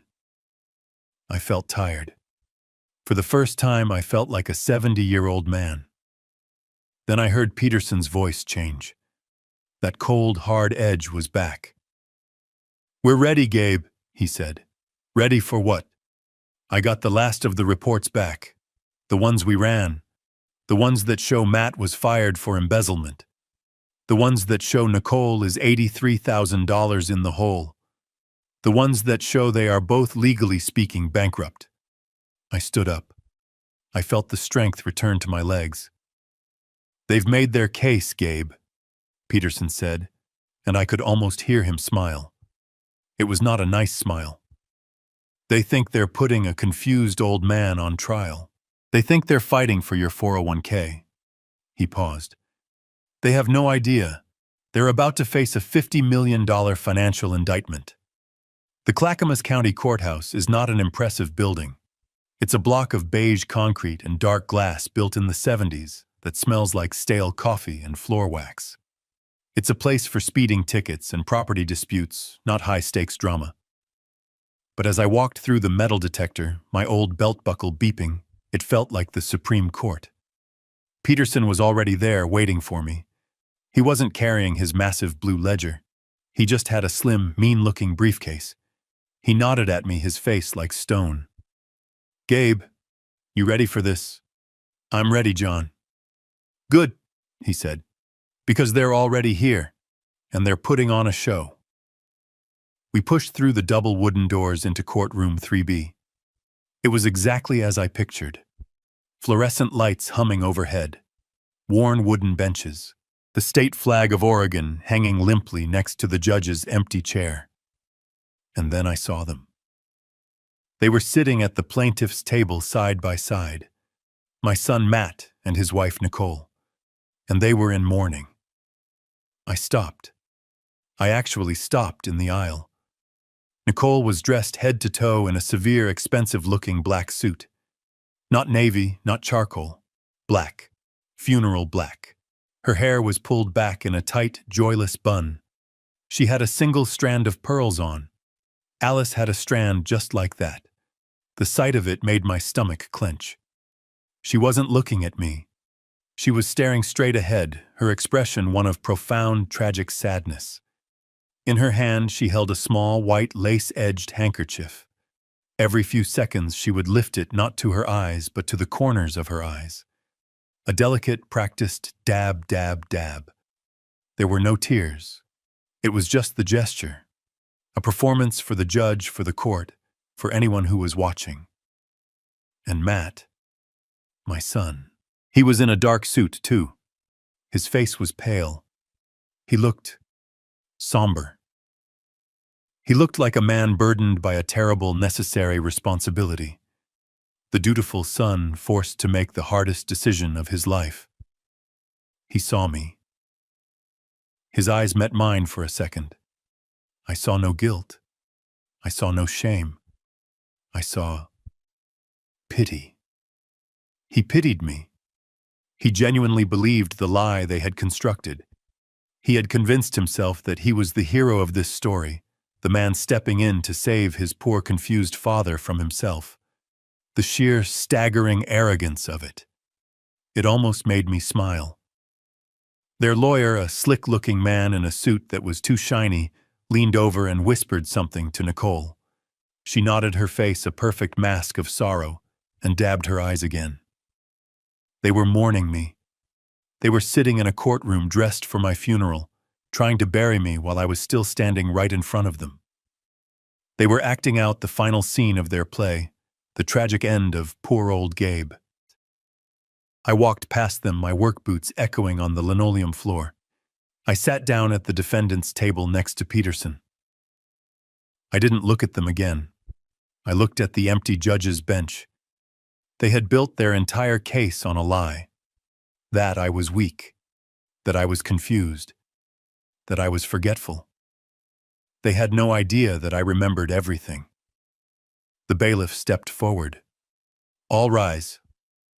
The performance was about to begin. Their lawyer, the one with the suit that was too shiny, stood up. "The plaintiffs call Nicole Hayes to the stand." The entire courtroom watched her. She moved as if she were walking on glass. Her steps were slow, her head bowed. She held that ridiculous lace handkerchief in one hand. She looked like the perfect image of a grieving daughter forced to do something terrible but necessary. She was a professional. This was her Super Bowl. She took the oath, her voice a soft, trembling whisper. I do. Her lawyer, a man named Snyder, approached her with a look of profound paternal sympathy. Mrs. Hayes, he said, his voice dripping with compassion. I know this is incredibly difficult for you. Can you please tell the court in your own words about your relationship with your father-in-law? Nicole looked at me. She actually looked right at me, her eyes brimming with what a stranger would call sadness. I knew what it was. It was triumph. Gabe, Dad. She began, her voice cracking perfectly on the word Dad. He's the kindest man I've ever known. When I married Matt, he welcomed me. He is my father. She paused. Dab, dab, dab with the handkerchief. But over the last year, especially since Alice passed, he's changed. Snyder prompted her gently. Changed how, Mrs. Hayes? He's just not there anymore, she whispered as if the admission pained her. He's confused. He's so forgetful. And he's a danger to himself. I gripped the edge of the defendant's table. Peterson put a hand on my arm, a silent wait. A danger? Snyder asked, his brow furrowed in concern. Those are strong words. Can you give the court an example? Oh, God, she said, closing her eyes as if reliving a trauma. Last month, Matt and I, we always check on him. We try to. He gets so agitated. When we do, but we worry. We went over and the house was cold, and it smelled of gas. She was lying. A complete, total fabrication. My stove is electric. He had turned on the gas stove, the burner, but not the flame, she sobbed. He was just sitting in his chair in the living room reading the paper. The entire kitchen was filling with gas. If we hadn't gotten there, if we hadn't... She broke down, a quiet, theatrical sob into her handkerchief. Matt at his table put his head in his hands, playing his part. The traumatized son. That's horrifying, Snyder said, letting the image hang in the air for the jury. And has there been anything else? He gets lost, she said, her voice small. He's lived in this town for 45 years. But last week, he went to the Roundup Cafe, a place he's been to 1,000 times, and he called Matt. He was crying. He was disoriented. He said he didn't know where he was. He didn't know how to get home. The diner. She was twisting it. She was twisting the day they turned their backs on me into proof of my insanity. The audacity was breathtaking. So, Snyder said, pacing, he's forgetful. He's a danger to himself. Now, let's talk about this lawsuit. Your petition claims he made a financial promise to you. Can you explain that? Oh, it wasn't about a house, she said, shaking her head, as if the very idea was distasteful. It was about his words, his and Alice's. For years, they always told Matt, we're saving this for you. We're building this for you. When we're gone, the family will be taken care of. She looked at the judge, her eyes wide and sincere. Your Honor, Gabe promised us. He promised he would help us. He promised he would invest in us. We trusted that promise. It was a family promise. And what happened when you tried to act on that promise? Snyder asked. Nicole's face darkened with a new, different kind of sadness. The sadness of a victim. We We found our dream home, the home we wanted for our future children. We were so excited. We brought him the paperwork. It was just a formality. We thought he'd be happy for us. And was he? She took a sharp, shaky breath. He was a different person. His eyes, they were cold. He accused us. He accused Matt of trying to steal from him. He called me. He called me names I can't repeat in court. Another lie. I hadn't called her anything. I had just said no, but no wasn't dramatic enough for her story. He threw us out, she said, her voice rising in remembered panic. He threw us out of his house. He was violent in his refusal. He wasn't confused anymore. He was mean. That's when we knew. That's when we realized the man we loved, our father, was gone. Replaced by this angry, paranoid stranger. She had done it. She had painted the perfect picture. I wasn't just a forgetful old man. I was now a volatile, angry, paranoid old man, a danger to myself and to others. Snyder let her words hang in the air. He walked back to his table, then turned as if struck by a final noble thought. So, to be absolutely clear, Mrs. Hayes, this petition, this lawsuit, it's not about money, is it? It's not about the $600,000. This was the moment, the climax of her performance. She turned her gaze from her lawyer to the judge. The judge, a woman in her 60s with intelligent, tired eyes, looked back at her unblinking. Nicole's fake tears finally truly welled up and spilled over. Her voice was a masterpiece of broken devotion. Money, Your Honor. How could this possibly be about money? She choked out. We're his family. We love him. We just want to protect him. We just want to get him the help he needs.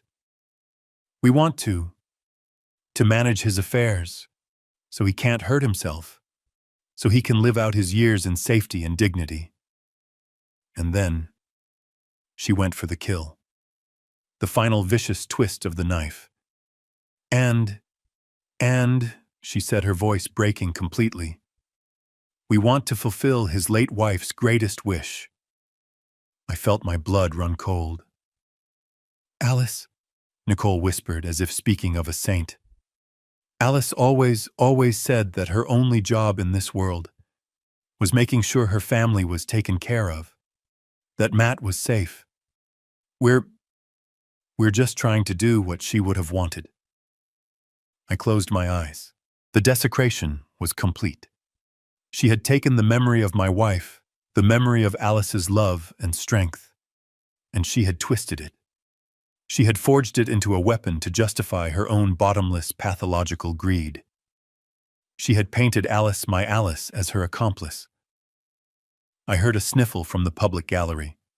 Someone was buying it. I looked at Matt. He was sitting at his table, his head bowed, his shoulders shaking slightly. He was nodding. He was actually nodding along to her story. He had heard the lie so many times he now believed it himself. Nicole dabbed her eyes one last time. We just want our father back, she whispered. She stepped down from the stand, a perfect portrait of tragic, dutiful love. The courtroom was silent. The judge made a note.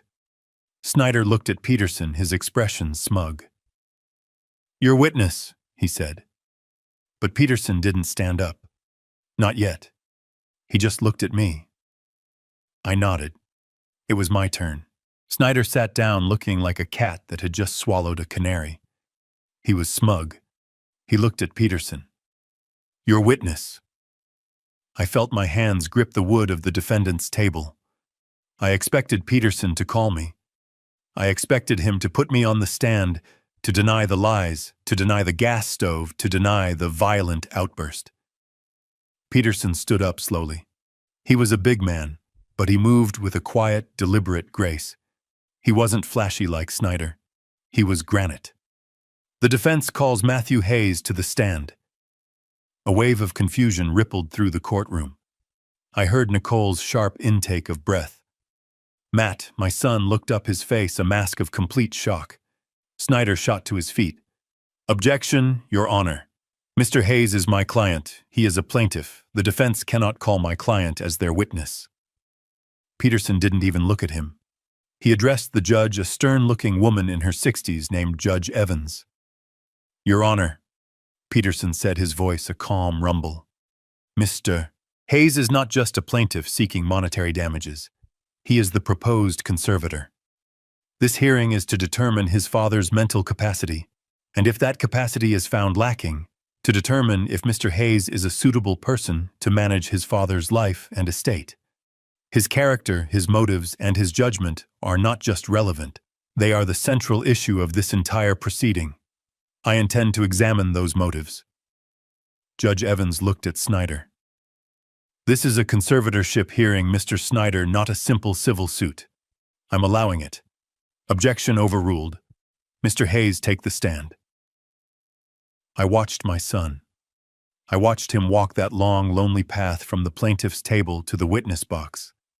He looked small in his dark, somber suit. He passed right by me. He wouldn't meet my eyes. He placed his hand on the Bible. I thought, he's about to lie on the same Bible his mother read every Sunday. He swore the oath, his voice barely a whisper. "I do." He sat down. He looked terrified. Peterson approached the box. He didn't attack. His voice was soft, almost kind. "Mr. Hayes, you've just heard your wife's testimony.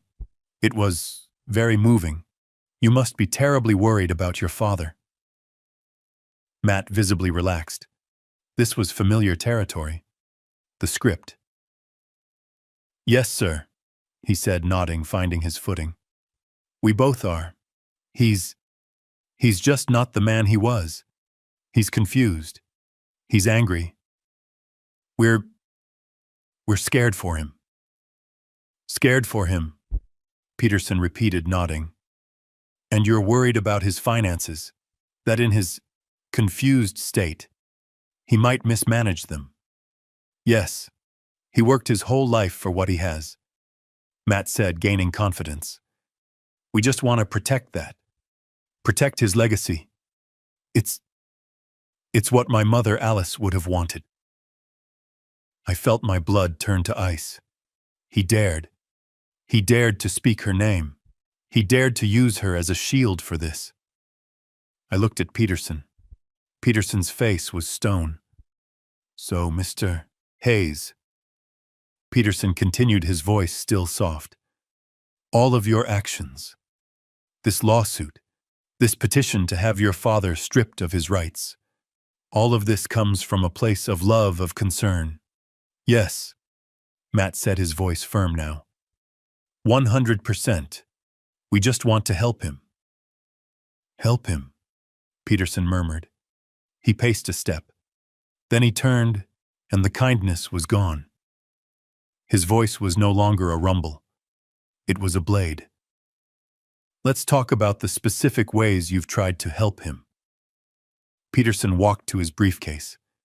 He pulled out a single sheet of paper. "Mr. Hayes, I'm holding a document from Bank of America dated October 15th of this year. It's a rejection letter for a $20,000 home equity line of credit in your father's name. Can you tell the court who filed this application?" Snyder was on his feet. "Objection, relevance. What does this have to do?" "Your Honor," Peterson cut him off. "It has everything to do with it. It speaks directly to the plaintiff's pattern of behavior regarding his father's finances." Judge Evans held up a hand. "I'll allow it. It is highly relevant." "Answer the question, Mr. Hayes." Matt was white. He was staring at the paper in Peterson's hand as if it were a snake. I don't recall. I don't know anything about that." "You don't recall?" Peterson's voice was incredulous. "That's strange. Because the application was filed at 7:42 p.m. on Tuesday, October 15th. According to your own wife's testimony, that was the very same day your father supposedly had a violent paranoid episode and threw you out of his house. You must have been very concerned for his finances that night. Objection! Snyder yelled. Argumentative. Sustained, the judge said, but she was leaning forward now, her eyes fixed on Matt. Just ask the questions, Mr. Peterson. Let me refresh your memory, Mr. Hayes. Peterson continued, his voice like ice. This application was filed online. It used your father's correct social security number, his correct date of birth, and for the security question, his mother's maiden name, Kovacs. Is that a name you are familiar with, Mr. Hayes? I watched my son's face. I watched it crumble. He knew. He was caught. He looked at Nicole, a desperate, silent plea. Her face was frozen, her mask of grief replaced by one of pure panic. I might have, Matt stammered, his voice cracking.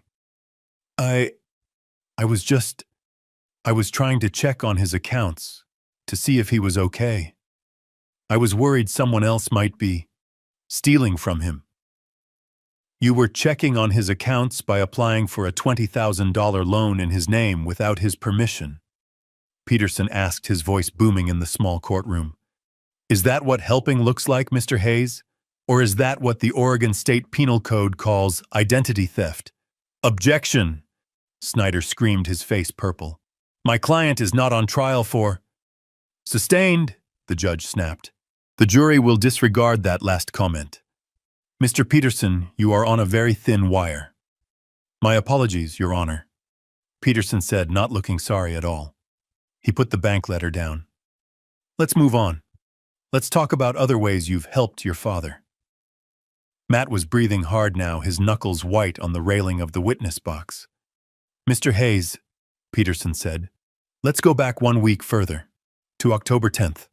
Your father was at a cardiology appointment in Portland for most of the day. Is that correct? I believe so. And while he was gone, you and your wife were at his house, weren't you? Matt's eyes darted to Nicole again.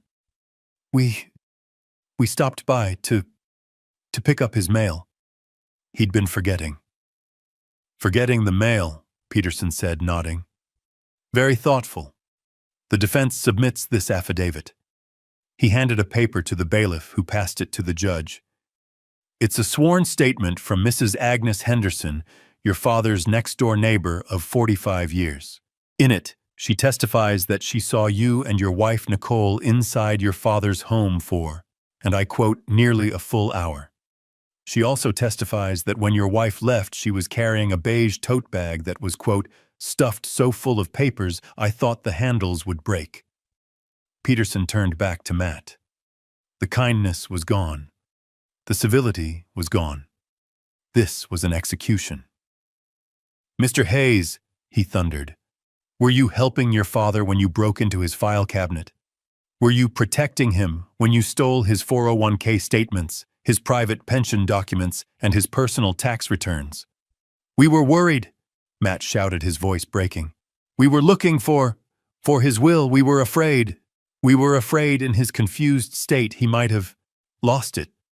Or changed it. So, you admit you took the documents, Peterson said, his voice dropping to a deadly whisper. No, we were just organizing, Peterson repeated. A noble act. And this lawsuit, this petition to have him declared insane, is that also organizing? We had to. Matt pleaded, his eyes now on the judge. He's sick. He doesn't know what he's doing. We're just trying to manage his affairs. Ah, Peterson said. His affairs. Let's talk about that. Mr. Hayes, you have a good job, don't you?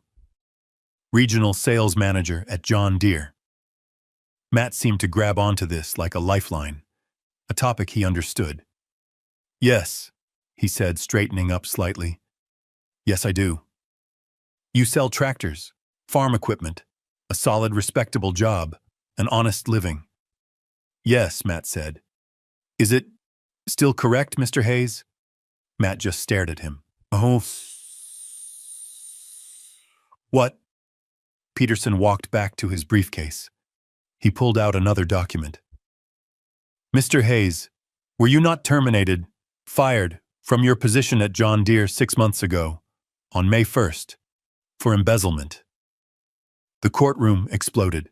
Snyder was on his feet screaming, "Objection! Objection! Relevance! Character assassination!" Objection. But it was too late. The bomb had gone off. The words were hanging in the air. Embezzlement. Peterson ignored the lawyer and threw the documents onto the clerk's desk. Your Honor, the defense submits Mr. Hayes' termination letter from John Deere and the signed restitution agreement, where he admits to falsifying expense reports and stealing $5,000 from his employer. Order! The judge yelled, banging her gavel. Order in my court! Peterson waited until the noise died down his face, a mask of cold fury. He turned to the judge. Your Honor, it is entirely relevant. The plaintiffs have built their entire case on the foundation that they are concerned for Mr. Hayes' welfare. We are here to prove with this evidence that this case has nothing to do with concern. It has nothing to do with love. It is about desperation. It is about bankruptcy. It is about debt. I looked at Matt. My son. He wasn't the dutiful son anymore. He wasn't the loving protector. He was just a thief, a common, pathetic thief. He had his head in his hands, his shoulders shaking. I looked at Nicole. Her mask was gone. She was not looking at her husband with love or sympathy. She was staring at him with a look of such pure, unadulterated hatred, a look that said, "You didn't just fail. You got caught." The judge slammed her gavel again. Order, Mr. Snyder. I am overruling your objection. This evidence speaks directly to the plaintiff's motive, and I suggest you take a long recess. She looked at Matt, then at Nicole, her eyes filled with disgust. Because right now, your case has a catastrophic credibility problem. The courtroom was chaos. Snyder was on his feet, his face a blotchy, furious red, screaming, "Objection!"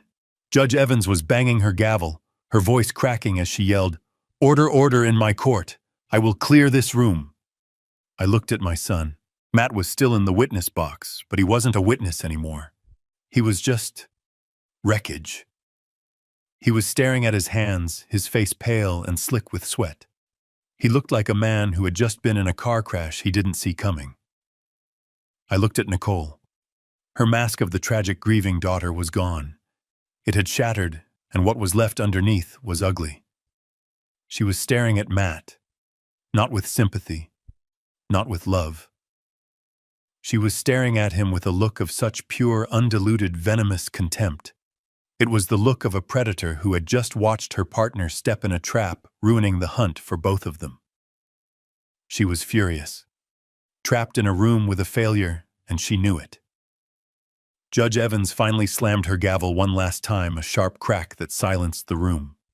"Sit down, counsel," she barked at Snyder. He sank into his chair, humiliated. The judge looked at Peterson, then at the documents he had submitted. The termination letter, the restitution agreement, embezzlement.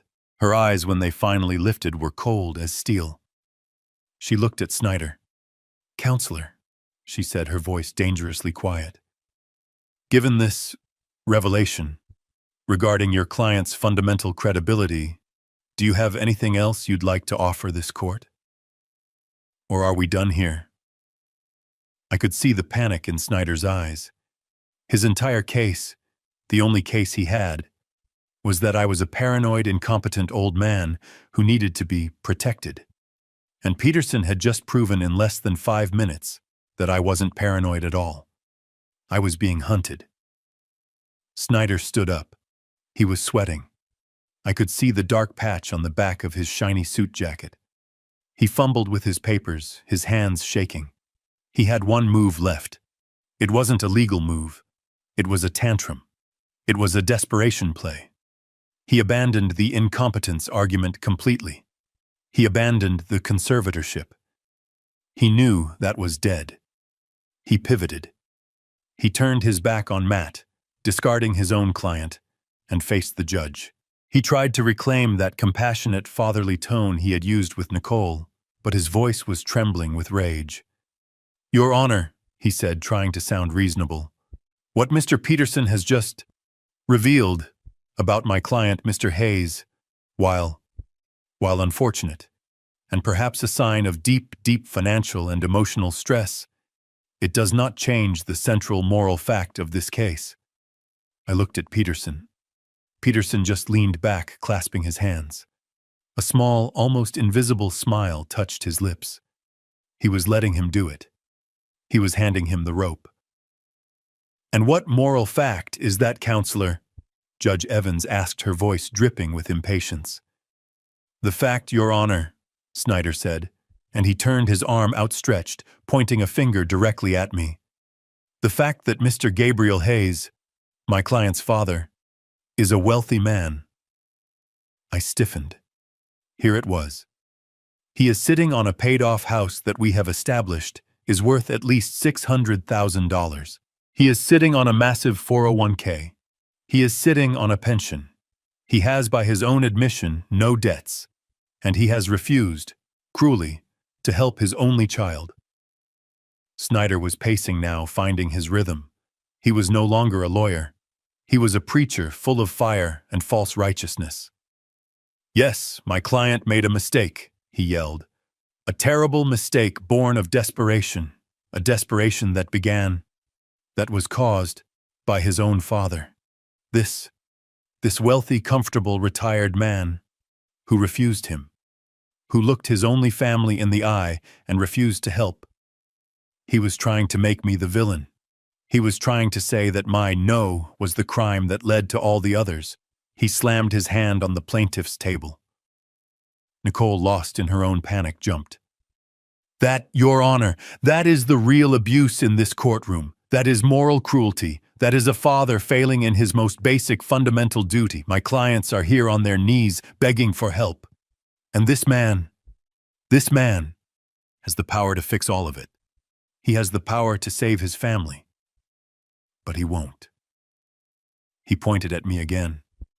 The gesture was rude, invasive. "He is hoarding his wealth. He is letting it rot in a bank account, while his own son and daughter-in-law face financial ruin. He may be competent according to some test, but he is not a competent father. He is not a competent man. This isn't just about a promise. This is about decency. He has a moral obligation to his blood, and if he will not honor that obligation, then this court must compel him to—" He let the words hang in the air. Moral obligation. He was trying to shame me.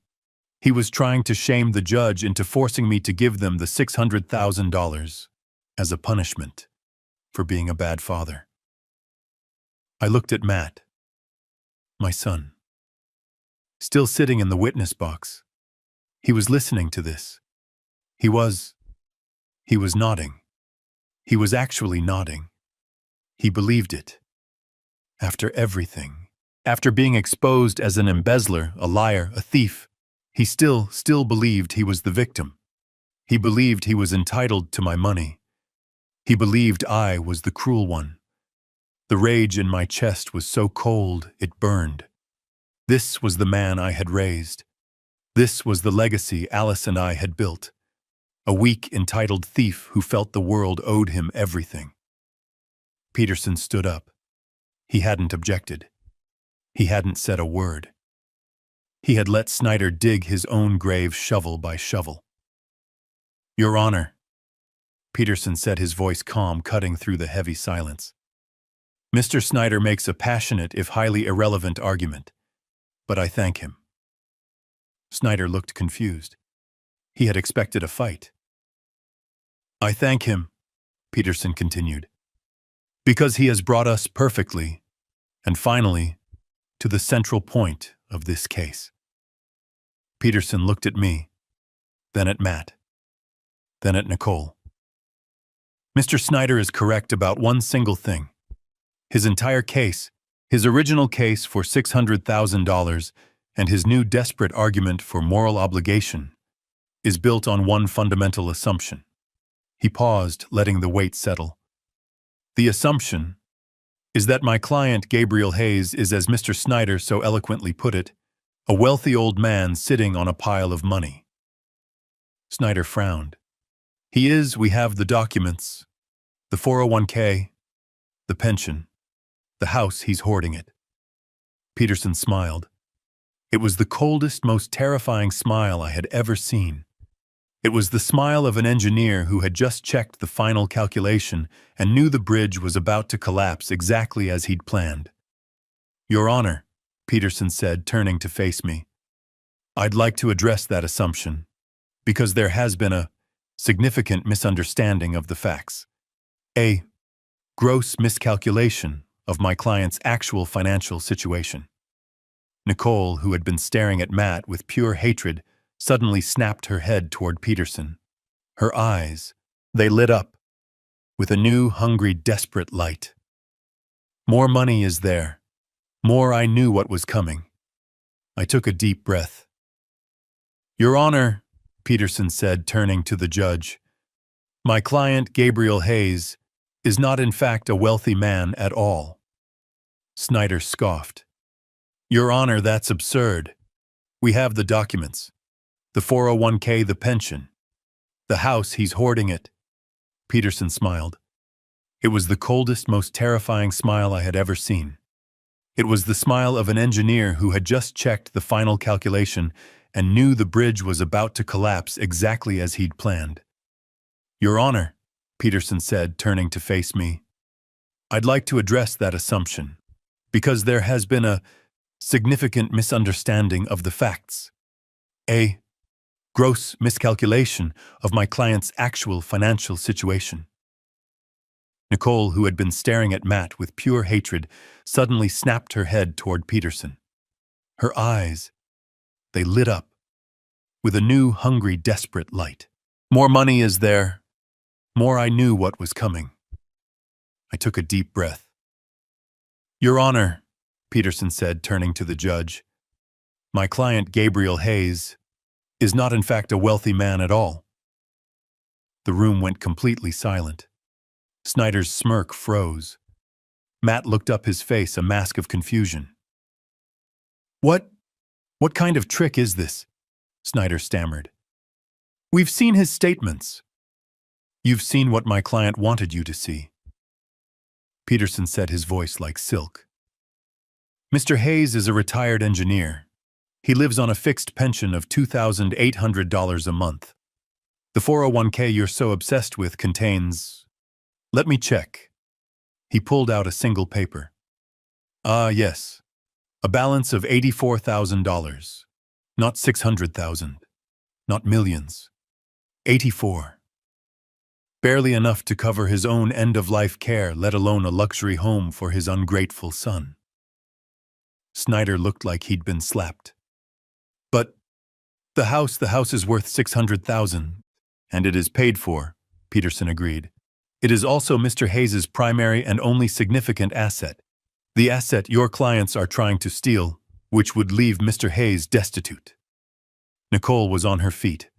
I could see her mind working, her face pale with fury. You're lying. He promised, My client acted like a frugal retired man, which is exactly what he is, Peterson said. His real assets, the ones you seem to believe exist, are not his. Peterson turned, walked to his briefcase, and pulled out the massive dark blue gold-embossed ledger. He placed it on the clerk's desk with a thud that echoed in the silent courtroom. This, Your Honor, Peterson said, is the Hayes Alice Trust, an irrevocable trust established in 1995. He opened it. Mr. Hayes 30 years ago sold a patent for an aerospace alloy he invented. The proceeds of that sale, $50 million, were placed into this trust by him and his late wife, Alice. $50 million. The words just hung there, Snyder stumbled back, his mouth open. Matt, my son, just stared at the book, his eyes wide and completely blank. But Nicole, her face, it transformed. The mask of the grieving daughter, the mask of the angry plaintiff, it all melted away. What was left was something raw, something primal. It was hunger. Her eyes were fixed on that blue book. Her breathing was shallow. She was physically trembling. She wasn't seeing a legal document. She was seeing a vault. A vault she had just been told she couldn't open. 50 million, she whispered. I could see her lips form the words. She turned to her lawyer, her voice a harsh, desperate hiss. Snyder, that's it. That's the money. He is rich. He lied. He's been lying to us all along. She stood up, pointing a shaking finger at me. Your Honor, this proves it. This proves everything. He has the money. He can pay. We're amending our lawsuit. And she was frantic, a shark that had just tasted blood in the water. We're not just suing for the 600,000. We. She looked at Matt, grabbing his arm. Matt, tell them we're his family. That money, that trust, it's ours. It's his. He has to give it to us. She turned back to the judge, her eyes wild. We demand the $600,000 from the trust. She had done it. She had said the magic words. Peterson just stood there. He watched her. He let her scream. He let her expose the bottomless, ugly pit of her greed to the entire courtroom. He waited until she was breathing hard, her chest heaving, her eyes dark. This is a trap. Then he turned to the judge. Peterson just stood there. He let her scream. He let her demand the $50 million. He let her, in front of a judge and a full courtroom, complete her transformation from a grieving daughter-in-law into a ravenous wolf. Only when Nicole was finished breathing hard, her eyes fixed on the blue ledger like it was a piece of meat, did Peterson turn. He didn't speak to Nicole. He didn't speak to Snyder. He spoke only to the judge. Your Honor, Peterson said, his voice calm. That is precisely why Mrs. Alice Hayes, a woman of remarkable foresight, included Section 4, Article B. She anticipated this very day. Judge Evans looked down at the massive trust document Peterson had submitted. The courtroom was dead silent. The only sound was the rustle of the judge turning a page. I looked at Matt. He was still in the witness box, a forgotten player in his own drama. He was watching the judge, his face blank. I looked at Nicole. She was vibrating with a terrible, greedy energy. She was leaning forward, her hands gripping the plaintiff's table like she was about to launch herself over it to grab the book. Judge Evans found the page. She put on her own reading glasses. Mr. Peterson, the judge said, her voice dry as dust. You are referring to the moral character clause. I am, Your Honor, Peterson said. The judge looked up over her glasses, first at Nicole, then at Matt, who was still trapped in the witness box. This is a legally binding, irrevocable trust, the judge stated, her voice echoing in the silence. The terms are unbreakable. She looked back down at the page. She read the words aloud, her voice clear and cutting. The assets of this trust, she read, are designated primarily for the benefit of any and all grandchildren of the creators. The primary beneficiary, Matthew Hayes, she paused, letting the names settle, may only assume a managerial role as executor or receive any discretionary funds upon demonstrating. The judge paused again, took off her glasses, and looked directly at my son. Demonstrating the highest standard of financial responsibility and moral character. The silence in the room was absolute. It was the silence of a vacuum. Nicole's face froze. Her eyes darted from the judge to Matt. She didn't understand. What does that mean? She hissed at Snyder. Tell them he has character." Snyder was pale. He was a property lawyer. He looked like he had just been pushed into a shark tank. He knew exactly what that meant. Judge Evans ignored them. Her gaze was locked on my son. He was a fly trapped in amber. "Mr. Hayes," the judge said. Her voice was not unkind. It was something far worse. It was disappointed. "You are still under oath. You have been sitting in that chair for the last 20 minutes. You have listened to the evidence presented by the defense." She began to list the items not like a lawyer, but like a mother disappointed in a child. Evidence that you were terminated from your job for embezzlement. Evidence that you are facing bankruptcy due to profound financial irresponsibility. Evidence, and that you and your wife knowingly lied to this court in a sworn affidavit. Evidence that you attempted to defraud a bank by stealing your father's identity. Evidence that you filed a false malicious report with Adult Protective Services against the very man you are petitioning to protect. With every item, Matt seemed to shrink, sinking lower and lower into the witness chair. The judge leaned forward. The entire courtroom leaned forward with her. She looked at this broken, trembling 42-year-old man. "Mr. Hayes," she said, her voice dropping to a quiet, devastating finality.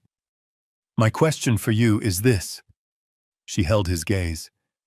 "Do you believe, honestly, that the man I have just described, the man who has sat in my courtroom this morning and lied under oath, the man who attempted to steal from his own 70-year-old father, first by theft and then by trying to have him declared legally insane?"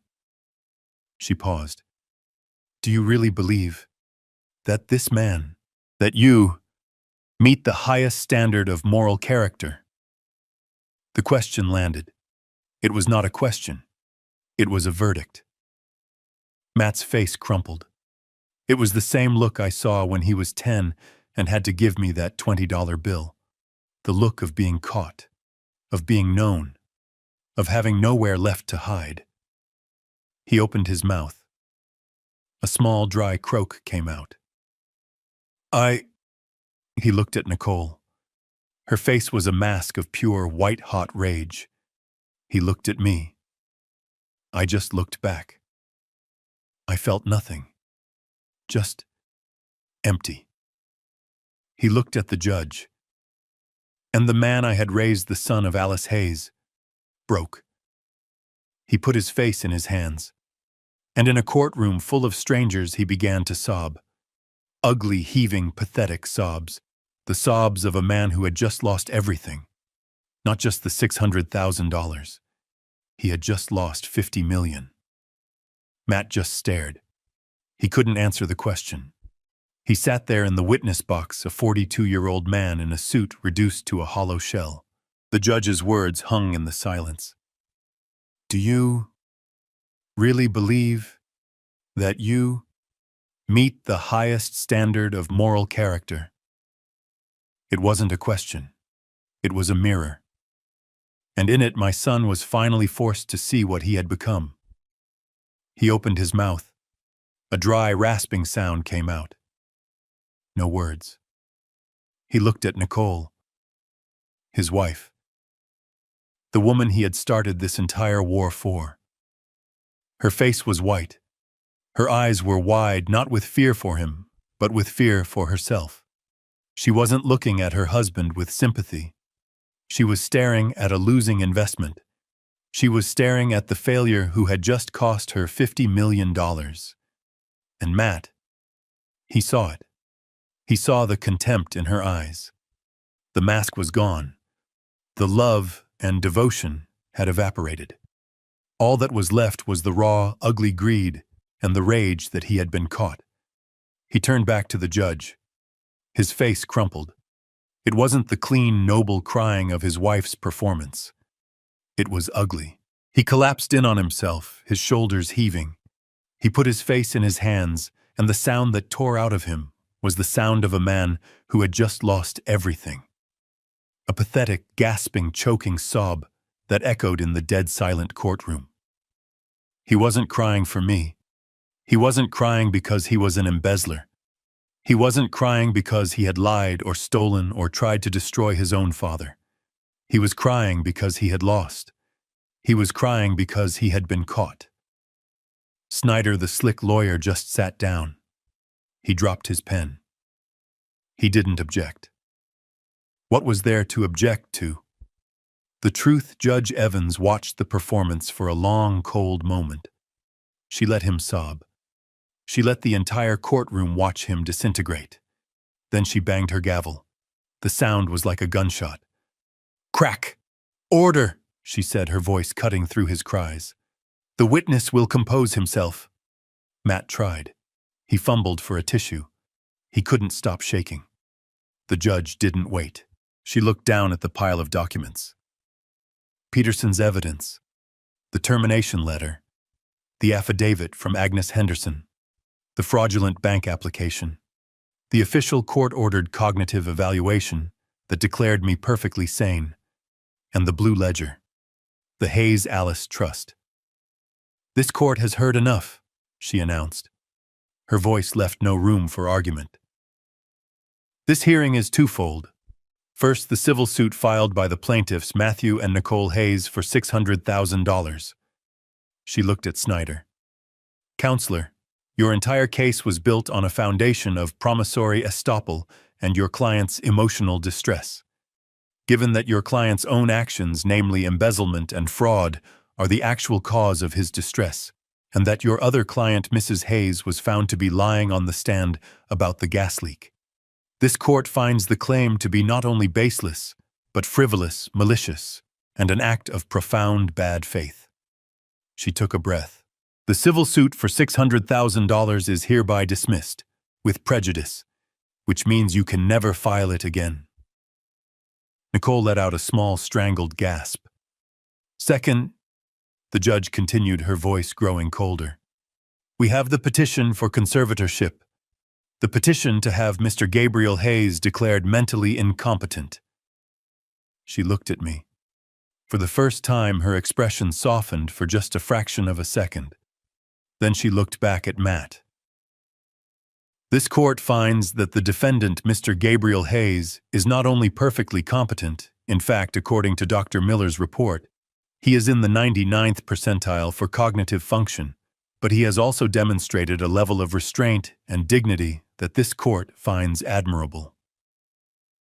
She then turned her gaze on Matt and Nicole. The plaintiffs, however, have demonstrated a profound, disturbing, and frankly predatory lack of moral character.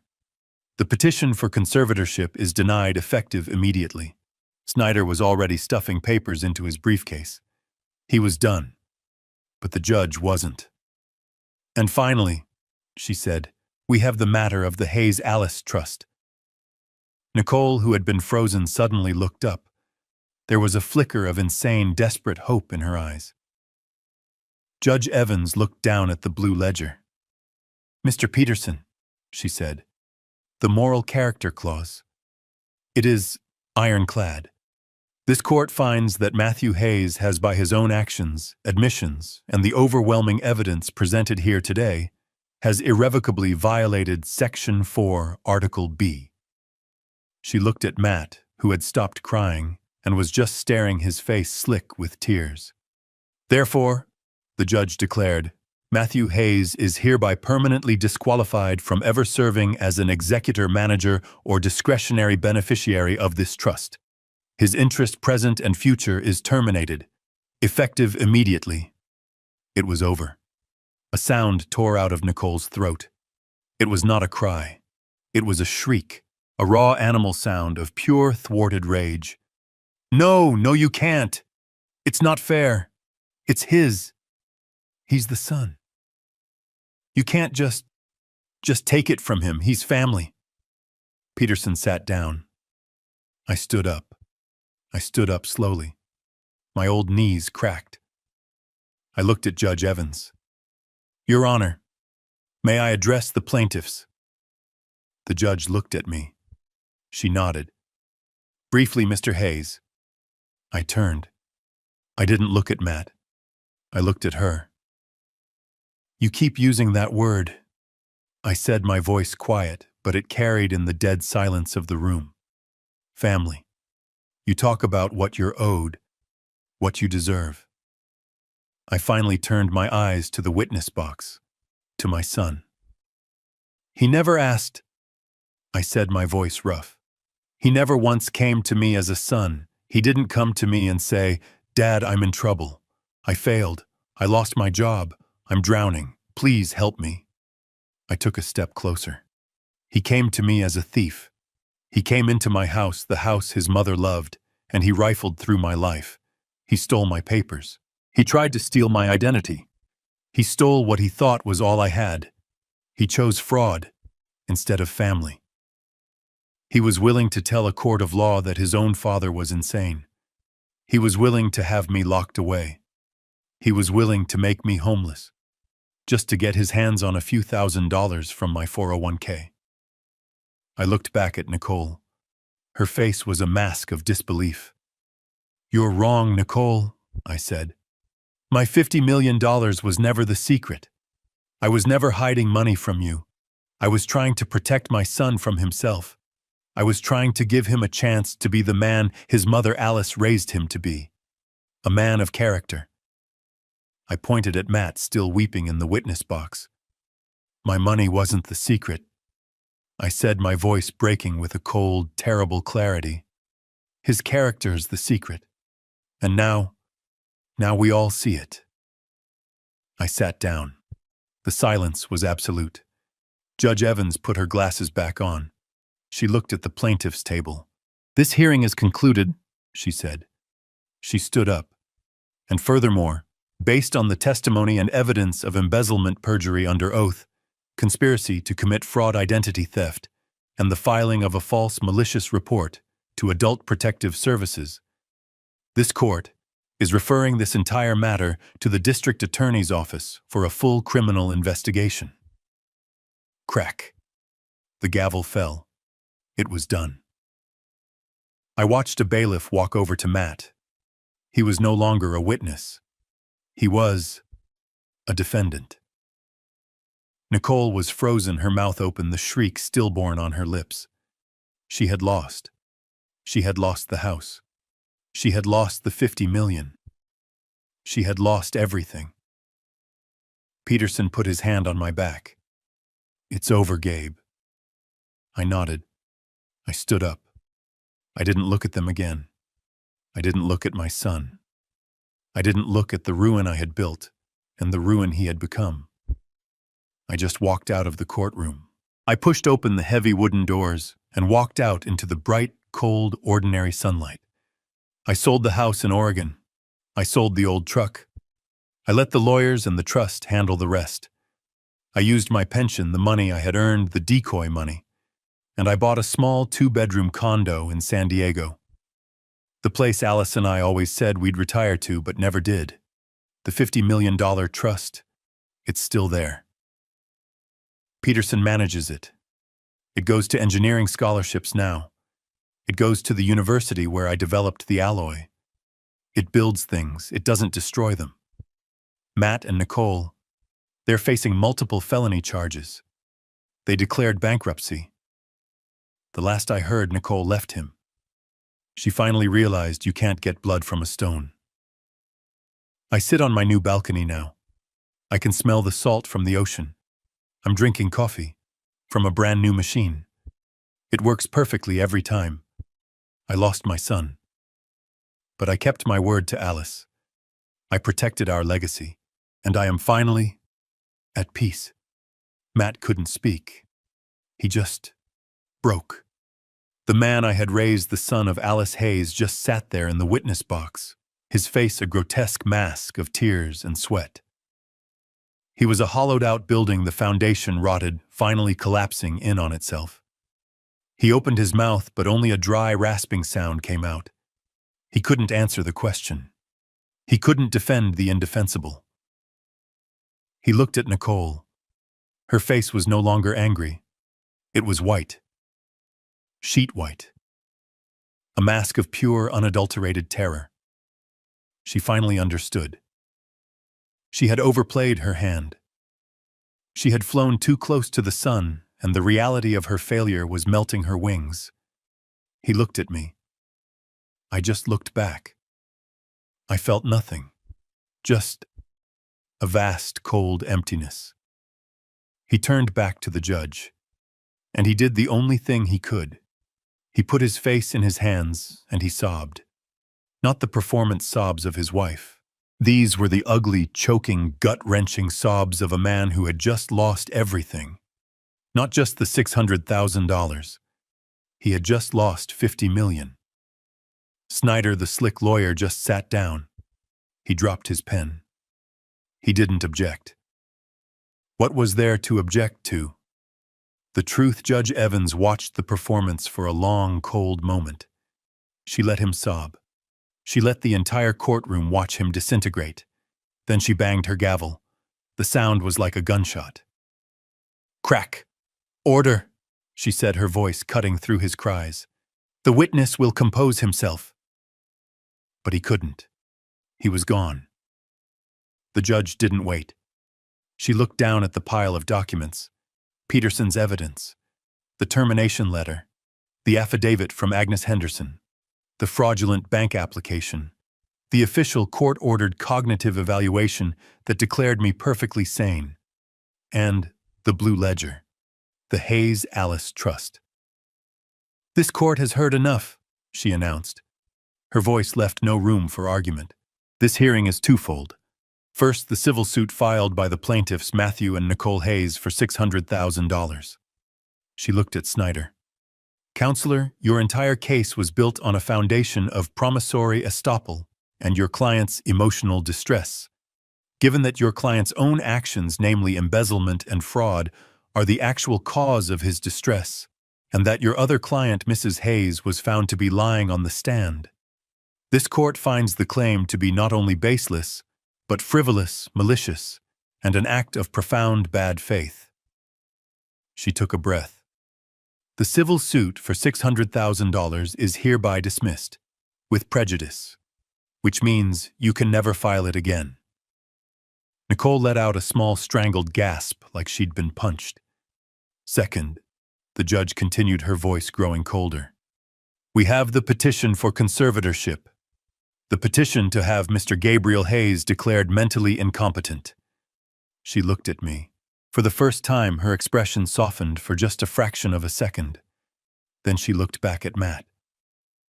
This court finds that the defendant, Mr. Gabriel Hayes, is not only perfectly competent, in fact, according to Dr. Miller's report, he is in the 99th percentile for cognitive function, but he has also demonstrated a level of restraint and dignity that this court finds admirable. She then turned her gaze on Matt and Nicole. The plaintiffs, however, have demonstrated a profound, disturbing, and frankly predatory lack of moral character. The petition for conservatorship is denied effective immediately. Snyder was already stuffing papers into his briefcase. He was done, but the judge wasn't.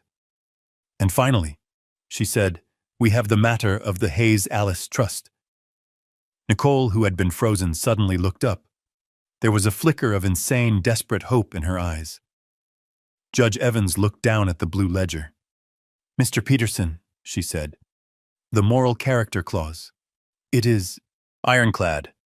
This court finds that Matthew Hayes has, by his own actions, admissions, and the overwhelming evidence presented here today, has irrevocably violated Section 4, Article B. She looked at Matt, who had stopped crying and was just staring, his face slick with tears. Therefore, the judge declared, Matthew Hayes is hereby permanently disqualified from ever serving as an executor, manager, or discretionary beneficiary of this trust. His interest, present and future, is terminated, effective immediately. It was over. A sound tore out of Nicole's throat. It was not a cry. It was a shriek, a raw animal sound of pure, thwarted rage. No, you can't. It's not fair. It's his. He's the son. You can't just take it from him. He's family. But the judge wasn't finished. She raised her voice over Nicole's scream.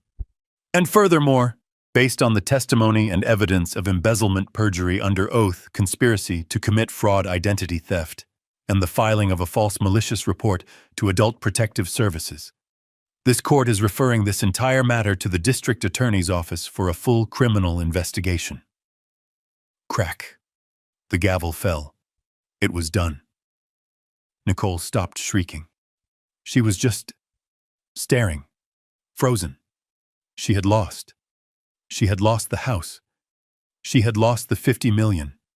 And she had just, in all likelihood, lost her freedom. I watched a bailiff walk over to Matt. He was no longer a witness. He was a defendant. Peterson put his hand on my back. "It's over, Gabe." I nodded. I stood up. I didn't look at them again. I didn't look at my son. I didn't look at the ruin I had built and the ruin he had become. I just walked out of the courtroom. I pushed open the heavy wooden doors and walked out into the bright, cold, ordinary sunlight. I didn't watch them. I didn't stay to see Nicole's final silent shriek or Matt's hollow-eyed stare as the bailiff told him to remain seated. I just stood up. My old knees cracked. I felt every one of my 70 years. Peterson put his hand on my back. "It's over, Gabe." I nodded. I didn't look back at them. I didn't look at my son. I didn't look at the ruin I had built and the ruin he had become. I just walked out of the courtroom. I pushed open the heavy wooden doors and walked out into the bright, cold, ordinary sunlight alone. They had lost. They had sued me for $600,000 and left with nothing but the clothes on their backs. They had smelled $50 million, and in their desperate, sloppy greed, they had slammed the vault door shut on their own hands, locking it forever.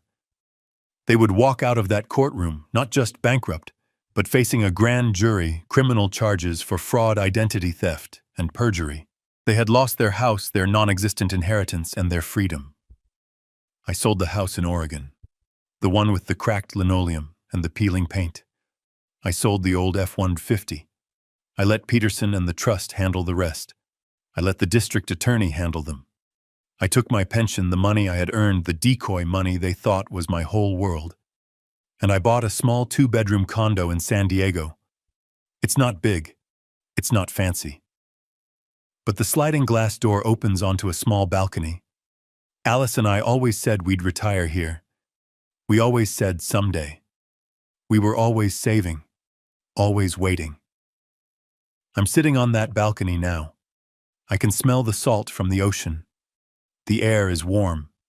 I'm drinking coffee. It's from a brand new machine. I bought it last week.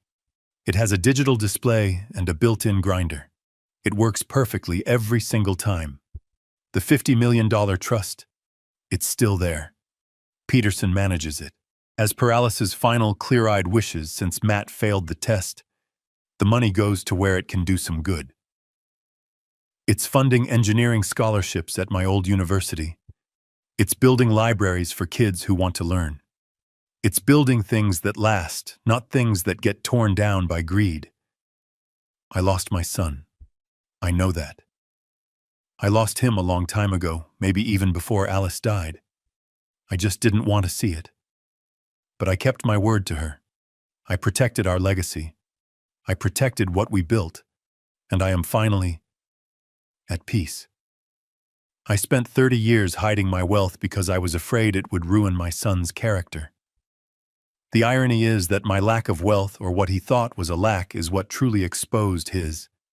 This nightmare taught me a hard lesson. You can't protect people from themselves. Money doesn't create character. It only reveals what was already there, or what was missing. I tried to protect my son from a curse, but I learned that the real curse wasn't the $50 million.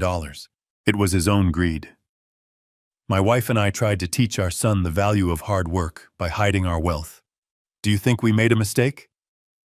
Tell me what you truly think in the comments below. 네. 확실해? 네.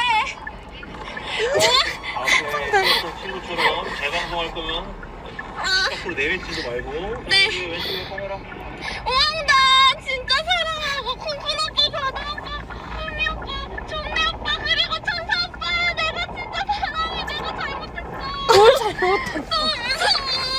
누리대웅님 별풍선 5개 감사합니다. 단양이 왈개비 번지 점프하는 모습 보고 표정이 왜 이리. 나옵니다. 곧 나와요. 이제 곧 뛴다. 아니 오빠 이거 왜 이렇게 좀... 여기는 고해성사 하는 데가 아니에요, 그죠? 네 맞습니다. 아 평생 더 잘할게 오빠들.